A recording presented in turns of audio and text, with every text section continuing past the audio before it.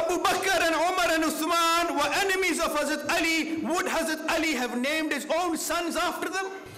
کہ دل و مسجد ہیں دونوں گھر خدا کے، مگر فرق ہے اتنا کہ یہ تعمیر ہے تیری اور وہ تعمیر ہے اس کی. Islam was born into challenges. ذالک الکتاب لا ریب فیہ، اللہ فرماتے ہیں میں نے قسمیں اٹھا کر کہا کہ یہ کتاب سچی ہے جو تمہاری جھولی میں ہے. جو اللہ کا حکم آ جائے تو وہاں ایک مسلمان کا کام یہ ہے کہ بس یہ اللہ کا حکم ہے، میری سمجھ میں آئے یا نہ آئے، ہر حال میں اس کے اوپر عمل کرنے کا پابند ہوں.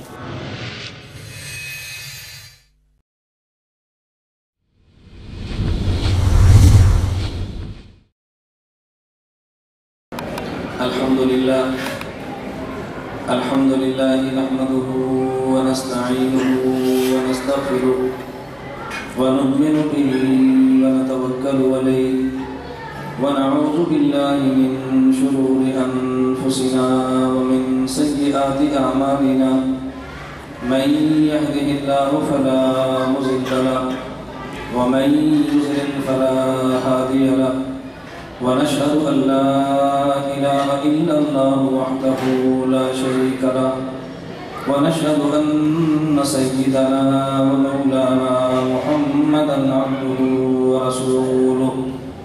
أما بعد فأعوذ بالله من الشيطان الرجيم. بسم الله الرحمن الرحيم. يا أيها الذين آمنوا أطيعوا الله وأطيعوا الرسول وأولي الأمر منكم فإن تنازعتم في شيء فردوه إلى الله والرسول إن كنتم تؤمنون بالله واليوم الآخر ذلك خير وأحسن تأويلا. اللهم صل على محمد وعلى آل محمد كما صليت على إبراهيم وعلى آل إبراهيم إنك حميد مجيد. اللهم بارك على محمد وعلى آل محمد كما باركت على إبراهيم وعلى آل إبراهيم إنك حميد مجيد. میرے نہایت واجب الاحترام دوستوں اور بزرگوں، سماعت فرمانے والی میری نہایت قابل احترام ماؤں اور بہنوں، میں نے آپ کی خدمت میں قرآن کریم کی ایک آیت تلاوت کی ہے. اس آیت کی روشنی میں نے آپ کی خدمت میں مختصر سی گفتگو کرنی ہے. اللہ رب العزت مجھے اخلاص اور دلائل کے ساتھ اپنی بات سمجھانے کی توفیق عطا فرمائے. مولانا احمد یار لاہوری صاحب زیدہ مجدہ کی عرصہ دراز سے خواہش تھی اور بار بار مجھے یہ فرماتے رہے کہ آپ ہمیں لاہور کے لیے وقت دیں، ہر مہینے میں ایک دن دیں. ہم لاہور کے مختلف مقامات پہ اہتمام کرتے ہیں بیانات کا، تاکہ ہم اپنے عقائد اور اپنے مسائل کو دلائل کے ساتھ عوام کے سامنے پیش کر سکیں. ان کی طرف سے ہمیشہ اللہ گواہ ہے مطالبہ رہا، میری مصروفیت کہہ لیں یا میری کوتاہی، میری کمزوری کہہ لیں کہ میں وقت نہ دے پایا. مولانا کی مسلسل اصرار پر میں نے انسرز دیا کہ چلے پہلا درس رکھ لیتے ہیں، اس کے بعد اللہ کو منظور ہوا میں بھی کوشش کروں گا ہر مہینے وقت دیتا ہوں. تو پھر جیسے آپ مناسب سمجھے جگہ کا انتخاب کریں اور اس میں دلائل کے ساتھ بات جاری رکھیں. بس 2-3 چیزوں کا اہتمام کریں. ایک تو اشتہارات بازی کم کریں، نمبر 2 بیان میں نعرے بازی سے اجتناب کریں، اور نمبر 3 کوشش کریں کہ دلائل کا رخ مثبت ہو. ہم اپنی بات کو دلائل کے ساتھ پیش کریں، اپنی بات دلائل سے بیان کریں، اور اپنی رائے مخالف میں مسلط نہ کریں. لوگوں کی خوشی ہو ہماری بات قبول فرما لیں، نہیں پسند آتی تو نہ قبول کریں. قیامت کے دن اللہ کے ہاں کوئی یہ حجت قائم نہ کرے کہ ہمیں علماء نے ہمارا عقیدہ ہمارا مسئلہ سمجھایا نہیں. ہم اپنا کام مکمل کر دیں، اللہ سے دعا بھی مانگیں کہ اللہ تعالیٰ حق کی بات کو واضح بھی فرما دے اور غالب بھی فرما دے. میں نے جو قرآن کریم کی آیت پڑھی ہے اس کی روشنی میں 1 گھنٹہ بات کروں گا انشاءاللہ۔ اللہ رب العزت نے انسانیت کی ہدایت کے لیے انبیاء، رسول اور پیغمبر بھیجے۔ آدم علیہ السلام سے سلسلہ شروع ہوا، حضور اکرم صلی اللہ علیہ وسلم پہ سلسلہ ختم ہوا۔ اب ہمارا مسلمانوں کا اجماعی عقیدہ ہے کہ نبی کریم صلی اللہ علیہ وسلم کے بعد کوئی نبی پیدا نہیں ہوگا۔ میرے الفاظ پہ آپ نے توجہ رکھنی ہے، میں جلسے کے سٹائل پہ بات نہیں کر رہا، درس کے عنوان پہ بات سمجھا رہا ہوں۔ حضور اکرم صلی اللہ علیہ وسلم آخری نبی ہیں اور حضور کے بعد اب کوئی نبی پیدا نہیں ہو۔ عام طور پہ لوگ کیا کہتے ہیں؟ حضور پاک آخری نبی ہیں اور ان کے بعد کوئی نبی نہیں آئے گا۔ کوئی نبی نہیں آئے گا اور کوئی نبی پیدا نہیں ہوگا، ان دونوں میں فرق کیا ہے؟ جب آپ نے کہنا ہے کوئی نبی نہیں آئے گا تو قادیانی اور مرزائی کہیں گے عیسیٰ علیہ السلام نے آنا نہیں ہے، آپ نے کہنا ہے آنا ہے، تو پھر آپ کیسے کہتے ہیں کہ نبی نہیں آئے گا؟ کیا عیسیٰ علیہ السلام سے خدا نے نبوت واپس لے لی ہے؟ آپ نے کہنا نہیں۔ تو جب آئیں گے تو وہ نبی نہیں ہوں گے؟ جی نبی ہوں گے۔ تو آپ کہتے ہیں نبی نے آنا نہیں ہے تو عیسیٰ علیہ السلام تو آئیں گے، یا آپ کی بات غلط ہے اور یا عیسیٰ علیہ السلام کا آنا ٹھیک نہیں ہے؟ ہم جواب دینے کے لیے پھر تکلف سے کام لیتے ہیں کہ عیسیٰ علیہ السلام آئیں گے لیکن نبی ہونے کی حیثیت سے نہیں، امتی ہونے کی حیثیت سے کام کریں گے۔ پھر سوال ہوگا اگر امتی ہونے کی حیثیت سے بھی کام کریں تو نبی والی حیثیت ختم تو نہیں ہوگی نا؟ نبی تو پھر بھی ہیں۔ پھر ہمیں مزید جواب دینے پڑتے ہیں۔ ان تمام سوالات سے بچنے کا سب سے آسان راستہ یہ ہے حضور پاک آخری نبی ہیں اور ان کے بعد اب کوئی نبی پیدا نہیں ہوگا۔ عیسیٰ علیہ السلام پیدا ہو چکے ہیں، آسمان پہ زندہ جا چکے ہیں، اب آسمان سے نازل ہوں گے۔ نزول اور ہوتا ہے، ولادت اور ہوتی ہے، اس لیے عیسیٰ علیہ السلام پیدا ہوں گے۔ عیسیٰ علیہ السلام پیدا ہو چکے ہیں، نازل ہوں گے۔ ہمارے دروس چلتے رہے تو میں انشاءاللہ نزول عیسیٰ اور حیات عیسیٰ پہ ایسی مدلل گفتگو آپ کی خدمت میں پیش کروں گا کہ غامدیت کا رعب آپ کے دماغ سے نکل جائے۔ ہمیں الجھن جو ہوتی ہے، جس پر میری ٹینشنیں تھی، اللہ مولانا خوش رکھے میں کافی حد تک ختم کی ہے۔ میری ٹینشن یہ تھی کہ مجھے آپ پر سکون مجمع نہیں دیتے، مجھے آپ تحمل والا مجمع نہیں دیتے، مجھے آپ سنجیدہ لوگ نہیں دیتے، مجھے آپ روڈ سے لڑکے اکٹھے کر کے دیتے ہیں، بہت بڑا جلسہ کھڑا کر لیتے ہیں، رات 3 بجے کہتے ہیں خطیب اسلام تقریر کریں گے۔ اب اگر میں نعرے لگوا کے تقریر نہ کروں تو لوگ کہتے ہیں بک گیا، ڈر گیا، دیکھو سلاجی بدل گیا۔ تو مجھے مجبور ہو کر پھر وہ سٹائل اختیار کرنا پڑتا ہے جس کی ہمیں ضرورت نہیں ہے۔ اور اگر آپ سنجیدگی سے دروس جاری رکھیں، ہم انشاءاللہ اللہ پاک نے چاہا تو آپ خود محسوس فرمائیں گے کہ مسئلے کی اعتبار سے نقشہ بدلتا کیسے ہے۔ خیر میں عرض ہی کر رہا تھا، حضور اکرم صلی اللہ علیہ وسلم آخری نبی ہیں، ان کے بعد اب کوئی نبی پیدا نہیں ہوگا۔ حضور پاک پورے عالم کے نبی ہیں، پوری انسانیت کے نبی ہیں۔ اللہ کے نبی نے پوری انسانیت کی رہنمائی کرنی ہے۔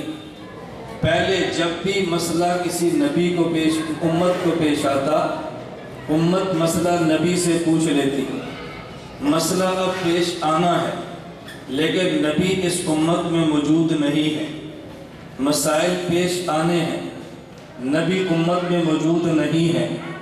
اگر امت نبی کے روضے پہ جا کے نبی سے پوچھے، حضور سن بھی لیں، جواب دے بھی دیں، تو یہ امتی ان کا جواب سن نہیں سکتا۔ نبی کے روضے پر جائیں، حضور سن لیتے ہیں اور جواب دیتے ہیں۔ ہمارا سلام کیسے سن لیتے ہیں، ہم ان کا جواب کیوں نہیں سن سکتے؟ یہ مستقل نشست کا مسئلہ ہے، میں اس پر دلائل پیش کروں گا اس میں فرق کیا ہے، لیکن میں صرف یہ بات سمجھا رہا ہوں کہ حضور اکرم صلی اللہ علیہ وسلم آخری نبی ہیں انسانیت کی رہنمائی کے لیے۔ رہنمائی امت کی کرنی ہے لیکن نبی اس وقت ہمارے درمیان موجود نہیں ہے۔ مسائل پیش آنے ہیں، نبی دنیا میں موجود نہیں ہے، تو پھر یہ نبی والے مسئلے بتائے کون، امت کی رہنمائی کرے کون، امت متوجہ کس کی طرف ہو؟ اس بات کو قرآن نے بھی بیان کیا ہے، اس بات کو حدیث مبارک میں بھی بیان کیا ہے، اس بات کو عقل انسانی بھی قبول کرتی ہے کہ اس امت کی رہنمائی کس نے کرنی ہے۔ میں سب سے پہلے قرآن پیش کرتا ہوں، پھر احادیث پہ آتے ہیں۔ اللہ رب العزت نے فرمایا یا ایھا الذین آمنوا اطیعوا اللہ و اطیعوا الرسول۔ ہم یہ سمجھتے ہیں اللہ نے حضور کو آخری نبی بنا کے نبوت کا دروازہ بند کر دیا ہے اور امت کی رہنمائی کے لیے اجتہاد کا دروازہ کھول دیا۔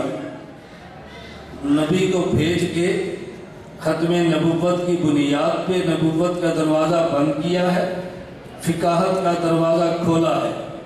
پہلے امت کی رہنمائی نبی نے کرنی تھی، اب امت کی رہنمائی فقیہ اور مجتہد نے کرنی ہے۔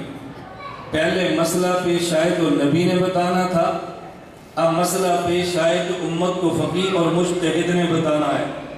تو جو کام نبی کے ذمے تھا وہ نبی کے جانے کے بعد پیغمبر کی وراثت کی بنیاد پہ یہ کام فقہا اور مجتہدین کے ذمے ہے۔ اس پر قرآن کریم کی آیت سمجھے، یا ایھا الذین آمنوا، اے ایمان والو، اطیعوا اللہ، بات اللہ کی مانو، وَأَطِيعُوا الرَّسُولَ، بات پیغمبر کی مانو، وَأُولِي الْأَمْرِ مِنْكُمْ، اور بات اولی الامر کی مانو۔ اللہ کی بات مانو سمجھ آتی ہے، پیغمبر کی بات مانو سمجھ آتی ہے۔ اولی الامر کسے کہتے ہیں؟ اولی الامر کی بات مانو، یا اولی الامر کہتے ہیں حاکم کو، یا اولی الامر کہتے ہیں فقہا کو۔ یہاں اولی الامر سے مراد کیا ہے؟ حضرات مفسرین نے لکھا ہے، صحابہ کرام کی رائے یہ ہے یہاں اولی الامر سے مراد ہیں فقہا فی الدین، اور جب آیت کی تفسیر صحابی کرے اس تفسیر کی حیثیت کیا ہے؟ امام سیوطی نے لکھا ہے، امام حاکم نے لکھا ہے، ان تفسیر الصحابی الذی شہد الوحی والتنزیل فإنہ حدیث مسند۔ جب آیت کی تفسیر صحابی کرے وہ دیکھنے میں تفسیر نظر آتی ہے، در حقیقت وہ حدیث ہوتی ہے۔ کیوں؟ صحابی تفسیر خود نہیں کرتا، صحابی تفسیر نبی سے قرآن سمجھ کے کرتا ہے۔ یہ صحابی کی اپنی رائے نہیں ہوتی، یہ نبی کا فہم ہوتا ہے جو صحابی امت میں منتقل کرتا ہے۔ تو صحابہ فرماتے ہیں اولی الامر سے مراد ہے فقہا۔ اب آیت کا معنی اللہ کی بات مانو، پیغمبر کی بات مانو اور فقہا کی بات مانو۔ خدا نے تینوں کی بات ماننے کا حکم دیا ہے، اور اگر اولی الامر سے مراد فقہا نہ ہو، اولی الامر سے مراد و حاکم۔ تفسیر کبیر میں امام فخر الدین رازی رحمۃ اللہ علیہ نے بڑی عجیب بات کی ہے۔ امام فخر الدین رازی فرماتے ہیں حاکم کی بات اس وقت مانی جاتی ہے جب وہ بات شریعت کے مطابق ہو۔ اگر حاکم کی بات شریعت کے مطابق نہ ہو تو پھر ہمارے ذمے اس بات کو ماننا نہیں ہے۔ لا طاعت لمخلوق فی معصیت الخالق، شریعت کے مطابق ہو تو حاکم کی بات مانتے ہیں، شریعت کے مطابق نہ ہو تو حاکم کی بات نہیں مانتے۔ توجہ رکھنا، ہم نے حاکم کی بات ماننی ہے اگر اولی الامر سے مراد حاکم ہو۔ سوال یہ ہے حاکم کی بات شریعت کے مطابق ہوگی تو مانیں گے، تو حاکم شریعت کے مطابق فیصلہ کرے گا کیسے؟ اس کی دو صورتیں ہیں، یا حاکم خود عالم ہوگا جیسے اللہ کے نبی کے دور میں تھے، حضرت معاذ کو حضور نے یمن کا عامل، یمن کا حاکم، یمن کا گورنر بنا کے بھیجا۔ وہ حاکم بھی تھے، عالم بھی تھے۔ صدیق اکبر حاکم بھی ہیں، عالم بھی ہیں۔ حضرت فاروق عالم بھی ہیں، حاکم بھی ہیں۔ حضرت عثمان حاکم بھی ہیں، عالم بھی ہیں۔ حضرت علی حاکم بھی ہیں، عالم بھی ہیں۔ حضرت امیر معاویہ حاکم بھی ہیں، عالم بھی ہیں، ہم حاکم کی بات مانیں گے جو شریعت کے مطابق ہے، تو حاکم شریعت کے مطابق فیصلہ کیسے کرے گا؟ یا تو خود عالم ہوگا یا خود عالم نہیں ہوگا، بلکہ عالم سے پوچھ کے شریعت کے مطابق فیصلہ کرے گا۔ امام راضی کہتے ہیں اگر حاکم خود فقیہ ہے تو ہم نے حاکم محض کی بات نہیں مانی، اس حاکم کی بات مانی ہے جو فقیہ ہے، اور اگر خود عالم نہیں، وہ عالم سے پوچھ کے فیصلہ کرتا ہے، تو پھر ہم نے بات مانی حاکم کی، حاکم نے بات مانی فقیہ کی، تو کہنا پڑے گا کہ بات فقیہ کی مانی ہے۔ اولی الامر سے مراد فقیہ ہو تب بھی بات یہ کہ فقہا کی مانو، اگر اولی الامر سے مراد حاکم ہو تو تب بھی نتیجہ نکلتا ہے کہ بات فقہا کی مانو۔ یہ میں نے اس سوال کا جواب دیا ہے کہ جو سوال اہل علم کے ذہن میں ہے اور آپ کے اوپر سوال کسی نے پھینکنا ہے۔ جب آپ کہیں گے نا فقہا کی بات مانو، لوگ کہیں یہ کہاں لکھا ہے؟ آپ نے قرآن کی آیت پڑھنی ہے تو انہوں نے کہنا ہے اولی الامر لکھا ہے، فقہا نہیں لکھا، اولی الامر لکھا ہے، فقہا نہیں لکھا۔ آپ نے کہنا ہے اولی الامر کا کوئی معنی بھی تو ہوگا نا، ایک یہ کہ اولی الامر کا معنی آپ کریں، اولی الامر کا معنی ہم کریں، میں آپ کا معنی نہیں مانتا، آپ میرا معنی نہ مانیں، تو دونوں مل کے ان کا معنی مان لیں جو معنی جن کو نبی نے پڑھایا ہے اور امت کو نبی نے ان کے حوالے کیا ہے۔ ایک معنی میں کروں گا تو اختلاف ہوگا نا، ایک معنی میرا مد مقابل کرے گا تو اختلاف ہوگا، اس سے فرقہ واریت پھیلے گی، ایک مولوی کچھ کہتا ہے دوسرا کچھ کہتا ہے۔ میں نے کہا دونوں مولویوں کو چھوڑ دو، ان سے معنی پوچھو کہ جن کو اللہ کے نبی نے تیار کیا ہے۔ مجھے دیوبند کی درسگاہ نے تیار کیا ہے، کسی اور کو کسی اور درسگاہ نے تیار کیا ہے۔ دیوبند کی درسگاہ سے اختلاف آپ کر سکتے ہیں، آپ کی درسگاہ سے اختلاف ہم کر سکتے ہیں، لیکن صفہ کی درسگاہ سے جو اختلاف کرے وہ مومن نہیں ہے، جو اس درسگاہ سے اختلاف کرے وہ ایمان والا نہیں ہے۔ اس لیے اللہ نے فرمایا یا ایھا الذین آمنوا، یہ حکم انہیں ہے جو ایمان والے ہیں، انہیں نہیں ہے جو ایمان والے نہیں ہیں۔ اس لیے اولی الامر کا معنی ان سے لیں، لڑائی ختم، اولی الامر کا معنی خود کریں، لڑائی شروع۔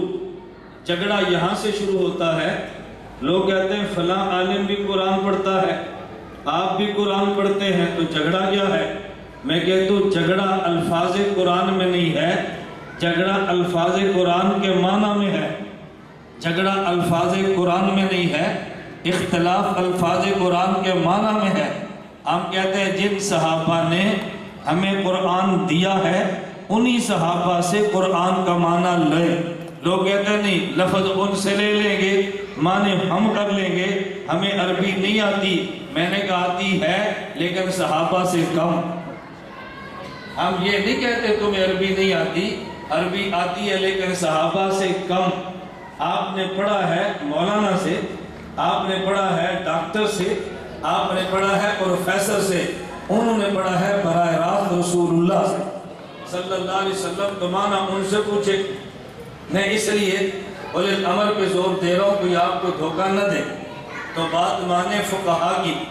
عجیب بات یہ ہے، میں ایک بات کہتا ہوں، عجیب بات یہ ہے کہ جب مطلب کے خلاف آئے تو پھر لوگ یہاں سے بھی دوڑتے ہیں۔ کیوں؟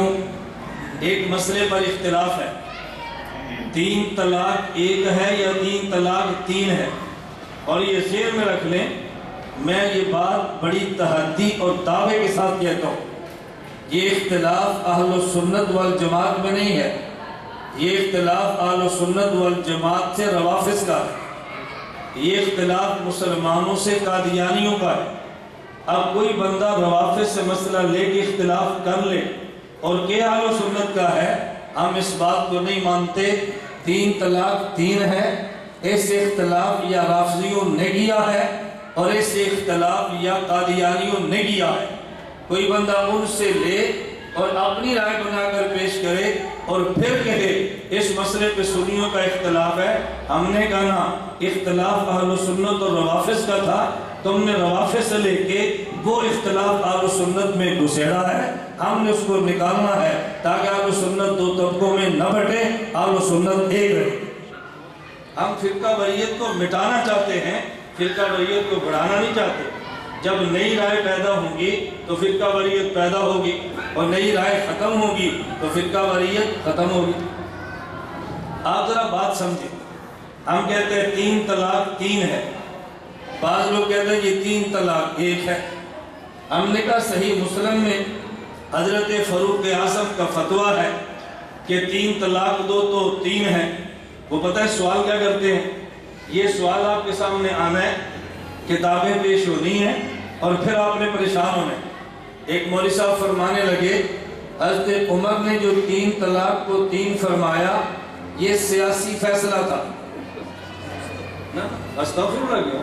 آپ دلائل سے بات کریں نا، یہ خان کا تھوڑی ہے کہ میں آپ کو گناہوں سے توبہ کرا رہا ہوں۔ میری بات سمجھ آ رہی ہے؟ نہ خانقاہ ہوتی ہے، درس ہوتا ہے، درس میں مخالف کی بات تو بڑے ہمت سے سنا جاتا ہے، اس کو پھر دلیل سے رد کیا جاتا ہے۔ بات اچھی طرح سمجھے۔ انہوں نے کہا یہ حضرت عمر نے جو 3 طلاق کو 3 فرمایا یہ عمر کا فیصلہ سیاسی تھا۔ میں نے کہا چلو ہم آپ کی بات مان لیتے ہیں، یہ فیصلہ سیاسی تھا ہم مان لیتے ہیں، لیکن یہ بتاؤ حضرت عمر کا فیصلہ سیاسی تھا لیکن حضرت عمر سیاستدان کون سے تھے؟ یہ تو بتائیں نا وہ سیاستدان کون سا تھا؟ اور یہ خلیفہ میں نے کہا کن کا؟ کہا جی صدیق کا۔ میں نے کہا جانشین کن کا؟ کہا جی صدیق کا۔ میں نے کہا عمر کا فیصلے کو سیاسی مان لیں، اس کا معنی کہ وہ حاکم وقت تھا اور حاکم نے فیصلہ سیاسی کیا تھا۔ ہمیں تب بھی اختلاف نہیں ہے جب ہم کہتے ہیں یا ایھا الذین آمنوا اطیعوا اللہ، ایمان والو اللہ کی بات مانو، وَأَطِيعُوا الرَّسُولَ بات پیغمبر کی مانو، وَأُولِي الْأَمْرِ مِنْكُمْ بات فقہا کی مانو۔ آپ کہتے ہیں نہیں اولی الامر سے مراد فقہانی حاکم ہے۔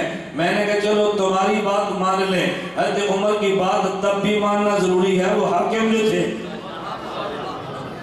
پھر بھی مان لو، اگر فقیہ ہے تب بھی مانو، سیاسی فیصلہ ہے تب بھی مانو۔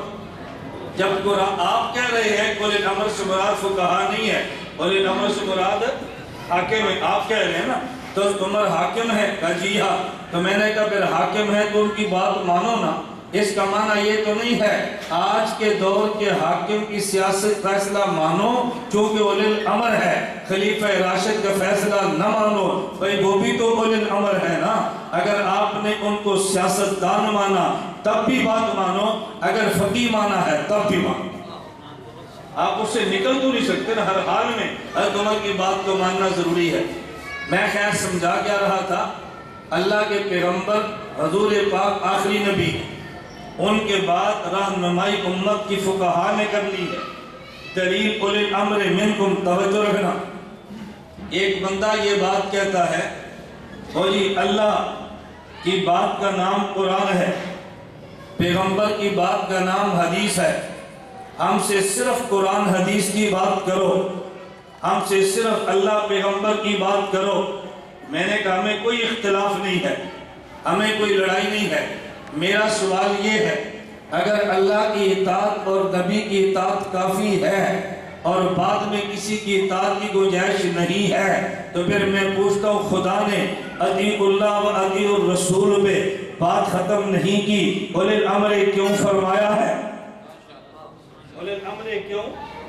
یہ امام ابو حنیفہ کی کتاب نہیں ہے، امام محمد امام ابو یوسف کی نہیں ہے، یہ قرآن کریم ہے۔ اگر اللہ اور پیغمبر کے بعد کسی اور کی اطاعت کی گنجائش نہیں ہے تو قرآن نے اولی الامر کیوں فرمایا؟ اب ہم آپ کی بات مانیں یا قرآن کی مانیں؟ اب ہم آپ کی مانیں یا قرآن کی مانیں؟ بھائی پھر قرآن کی ماننی ہے تو ساری مانو، پسند کی آئی تو مان لی اور جب پسند کی نہیں آئی تو چھوڑ دی۔ میرا ایک مرتبہ لاہور جوہر ٹاؤن میں بیان تھا، بیان کے بعد ایک صاحب ملے اسی مسجد میں، کہا جی میرا ایک سوال ہے۔ میں نے کہا فرمائیں۔ کہتے ہیں آپ قرآن کے بعد حدیث کی بات کرتے ہیں؟ میں نے کہا کرتے ہیں۔ اس نے کہا حدیث کو میں نہیں مانتا، میں نے کہا نہ مانے. ہم کون سا آپ کو ضرور بنوانا چاہتے ہیں؟ سارے بندے جنت میں نہیں جانے، کچھ ادھر جانے ہیں کچھ ادھر جانے ہیں. آپ نہ مانیں، میں کون سا آپ کو منوا رہا ہوں، لیکن آپ کوئی دلیل تو دے سکتے ہیں نا، کیوں نہیں مانتے؟ کہتے ہیں میرے پاس دلیل موجود ہے. میں نے کہا دلیل کیا؟ کہتے ہیں رسول اللہ صلی اللہ علیہ وسلم نے فرمایا لا تکتبوا انی غیر القرآن. دیکھو جب میں قرآن بیان کروں تو لکھا کرو، قرآن کے علاوہ میری کوئی بات نہ لکھنا. جب نبی پاک نے منع کیا ہے تو لوگوں نے کیوں لکھا ہے؟ پتہ چلا کہ اس نے حدیث میں خلق ملت کیا ہے. میں نے کہا یہ جو آپ نے فرمایا اللہ کے نبی نے فرمایا قرآن لکھو اور کچھ نہ لکھو، یہ آیت ہے؟ کہتے ہیں نہیں یہ حدیث ہے. میں نے کہا وہ تو مانی نہیں ہے، وہ تو ہم نے لوگ جو پسند کی حدیث ہے وہ مان لی ہے، اور جو پسند کی نہیں وہ ماننی نہیں ہے. بھئی حدیث نہیں مانی دلیل کیا ہے؟ حدیث میں آتا ہے. حدیث نہیں مانی دلیل کیا ہے؟ حدیث میں آتا ہے. میں نے کہا یوں امت کو گمراہ نہ کرو، کوئی دلیل پیش کرو جو حدیث نہ ہو اور ہمیں سمجھاؤ کہ حدیث نہیں ماننی. دیوبند کی مجبوری ہے، یہ قرآن مانتے ہیں دفاع بھی کرتے ہیں، حدیث مانتے ہیں دفاع بھی کرتے ہیں، فقہ مانتے ہیں دفاع بھی کرتے ہیں، خدا کو مانتے ہیں اعتراض کا جواب بھی دیتے ہیں، مصطفیٰ کو مانتے ہیں اعتراض کا جواب بھی دیتے ہیں، فقہا کو مانتے ہیں اعتراض کا جواب بھی دیتے ہیں. کوئی اعتراض کرے اعتراض ان کے پیچھے نہیں ہٹتے، دفاع کرتے ہیں. یہ نہیں کسی نے اعتراض کر لیا تو موقع بھی چھوڑ دو، یہ کیا مانا؟ ایسے نہیں ہو سکتا. ہم جس کو مانتے ہیں اس پہ دلائل بھی دیتے ہیں. میں بتا رہا تھا پیغمبر کے بعد امت کی رہنمائی کون کریں گے؟ فقہا. توجہ رکھنا، فقہا رہنمائی کریں گے. یہ بات قرآن میں ہے، ہم نے قرآن پیش کیا ہے. میں آپ سے جھگڑتا نہیں ہوں، میں مناظرے کے چیلنج نہیں کر رہا، لیکن آپ یہاں بیٹھے ہیں، جو میں نے آیت پڑھی ہے اس کے خلاف آپ کے پاس کوئی آیت موجود ہو مجھے چٹ لگ کے پیش کر دو، میں پڑھ کے سنا دوں گا. لیکن اگر نہ ہو تو پھر ضد نہ کرو، پھر ماننے کی بات کرو. کوئی ہے آیت تو مجھے سناؤ، میں بیٹھا ہوں. بعض لوگ کیا کریں گے، ابھی نہیں سنائیں گے، جب میں چلا جاؤں گا پھر آپ کے پاس آئیں گے وہ آیت غلط پڑھی تھی، حوالہ ٹھیک نہیں دیتا. آپ نے کہنا جب مولانا صاحب موجود تھے تو چٹ لکھتا نا، کہتا ہے مہمان سمجھ کر میں نے شرم کی ہے. میں نے کہا بعد میں بھی شرم کرتا، سامنے حیا ہو رہی ہے بعد میں بے حیا بن رہے. میں نے کہا کہ دوری بڑی سی ہماری سمجھ سے باہر ہے. بھائی ابھی سمجھاؤ گے تو میں سمجھ جاؤں گا نا، میں سمجھوں گا ساری قوم سمجھ جائے گی. میرے بعد ایک ایک سے بات کرو گے تو لڑائی پیدا ہوگی. ہم لڑائی ختم کرتے ہیں، لڑائی بڑھاتے نہیں ہیں. میں بتا یہ رہا تھا جو پیغمبر کے بعد امت کی رہنمائی کون کریں گے؟ فقہا. میں نے اس پہ قرآن کی آیت پیش کی ہے. نمبر 2 میں حدیث مبارک پیش کرنے لگا ہوں. امت کے بعد امت کی رہنمائی یہ کس نے کرنی ہے؟ فقیہ نے. قرآن حدیث کے بعد اجتہاد ہے، اللہ اور مصطفیٰ کے بعد فقہا ہیں. دلیل سنیں.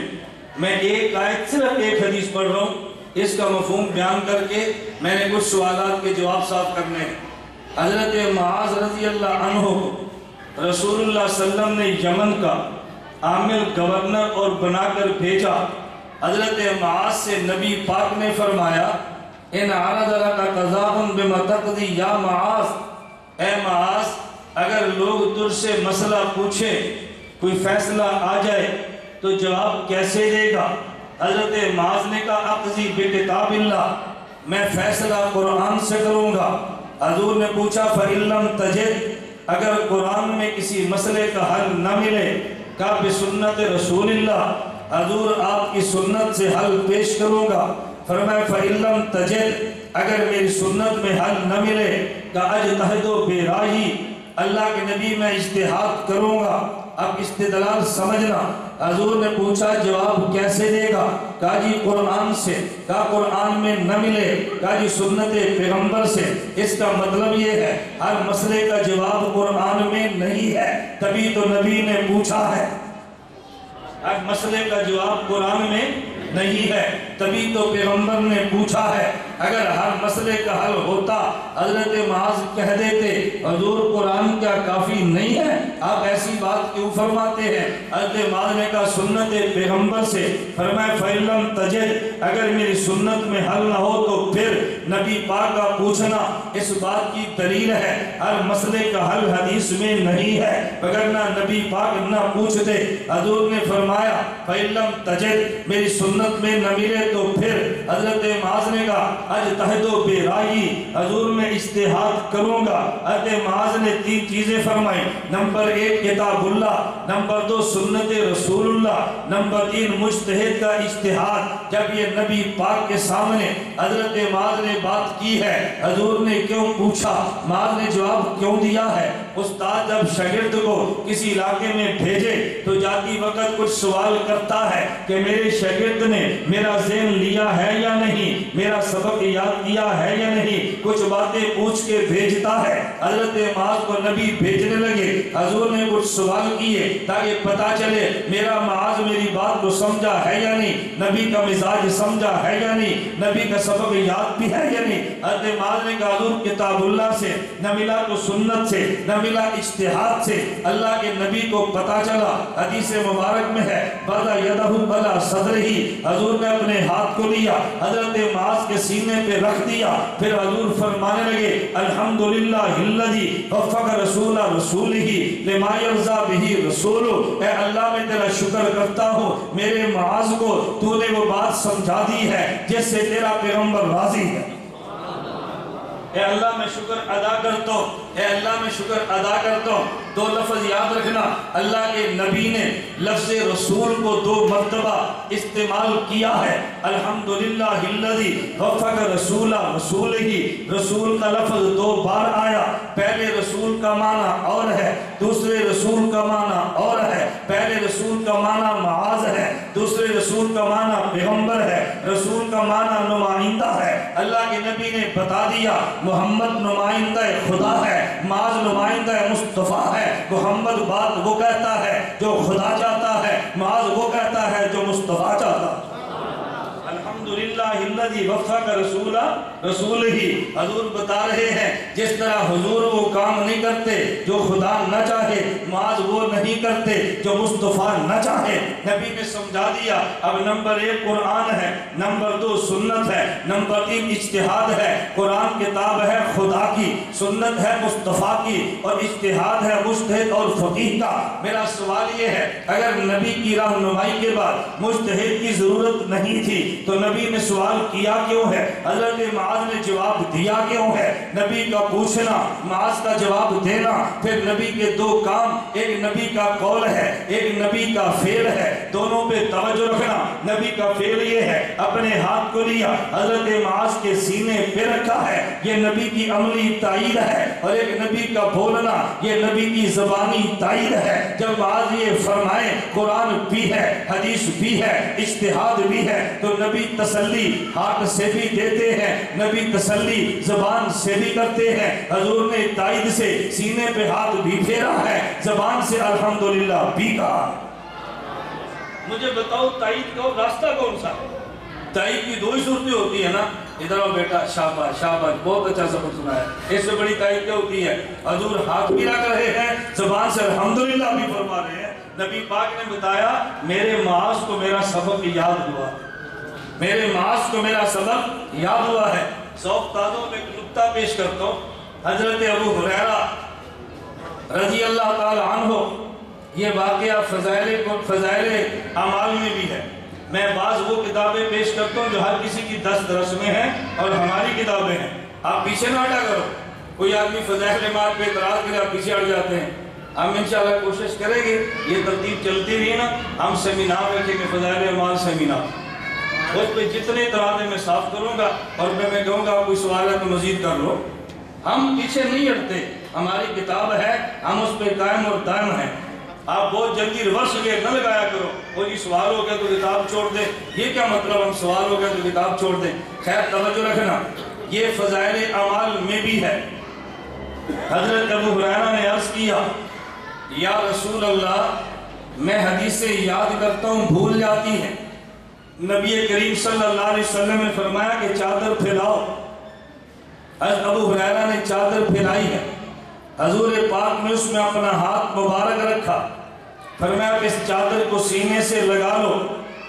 حضرت ابو ہریرہ رضی اللہ عنہ کی چادر پہ حضور نے ہاتھ رکھا ہے، پھر وہ چادر سینے پہ رکھی ہے۔ حضرت معاذ کے سینے پہ ڈائریکٹ ہاتھ رکھا ہے۔ توجہ رکھنا، حضرت ابو ہریرہ کی چادر پہ ہاتھ اور چادر سینے تھے، ادھر حضرت معاذ کے سینے پہ ڈائریکٹ ہاتھ رکھا ہے۔ فرق کیا ہے؟ ایک ضرورت حضرت ابو ہریرہ کی ہے، ایک ضرورت حضرت معاذ کی ہے۔ حضرت ابو ہریرہ محدث، ان کی ضرورت یہ ہے میرا حافظہ کھل جائے، حضرت معاذ کی ضرورت یہ ہے کہ میرا سینہ کھل جائے۔ ان کی ضرورت کیا ہے؟ مجھے حدیثیں یاد ہوں۔ ان کی ضرورت کیا ہے؟ مجھے حدیثیں سمجھ آئیں۔ محدث کا کام حدیث کو یاد کر کے آگے پہنچا دینا ہے، اور فقیہ کا کام اس حدیث کو لے کے امت کو سمجھا دینا ہے۔ محدث حدیثیں پہنچاتا ہے، فقیہ حدیثیں سمجھاتا ہے۔ محدث سے حدیث کو لیں، اسے تقلید فی روایت کہتے ہیں، اور فقیہ سے حدیث کو سمجھیں، اسے تقلید فی درایت کہتے ہیں۔ آپ لفظ نہیں سمجھے نا، میں معنی سمجھاتا ہوں۔ عربی لفظ تو میں اس لیے بولتا ہوں علماء کے سامنے آئے اور میں اس کے ترجمے کرتا ہوں۔ ایک ہے کسی سے حدیث کو لینا، اور ایک ہے کسی سے حدیث کا معنی سمجھنا۔ آپ کہتے ہیں کہ بخاری شریف کی حدیث ہے، آپ میں سے کسی نے امام بخاری کو دیکھا ہے؟ بتاؤ، خواب میں دیکھا ہو؟ نہیں، توجہ رکھنا، میں ہنسا نہیں رہا، میں بات سمجھا رہا ہوں۔ یہ جی حدیث بخاری میں ہے، آپ کو پورا یقین ہے نا یہ بات اللہ کے نبی کی ہے؟ آپ نے امام بخاری پر اعتماد کیا ہے، دیکھا تو نہیں ہے؟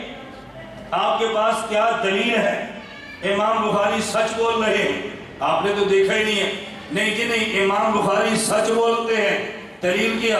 ابن حجر نے لکھا ہے، دلیل کیا علامہ عینی نے لکھا ہے، دلیل کیا کرمانی نے لکھا ہے، دلیل کیا فلاں محدث نے لکھا ہے۔ بھئی آپ کو تو پتہ نہیں ہے وہ صحیح لکھا ہے کہ غلط لکھا ہے؟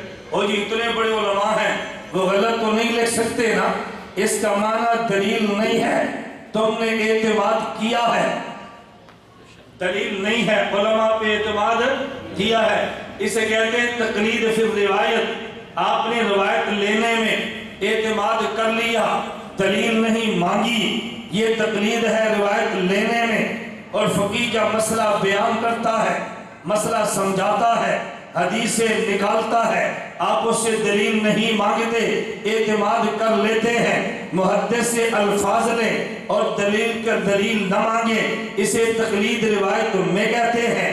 فقیہ سے معنی لیں، دلیل نہ مانگیں، اسے تقلید درایت میں کہتے ہیں۔ محدث حدیث پہنچاتا ہے، ہم لے لیتے ہیں، روایت میں تقلید کرتے ہیں۔ فقیہ سمجھاتا ہے، ہم سمجھ جاتے ہیں اور درایت میں تقلید کرتے ہیں۔ محدث کا کام پہنچانا ہے، فقیہ کا کام سمجھانا ہے۔ اور سمجھائے گا کون؟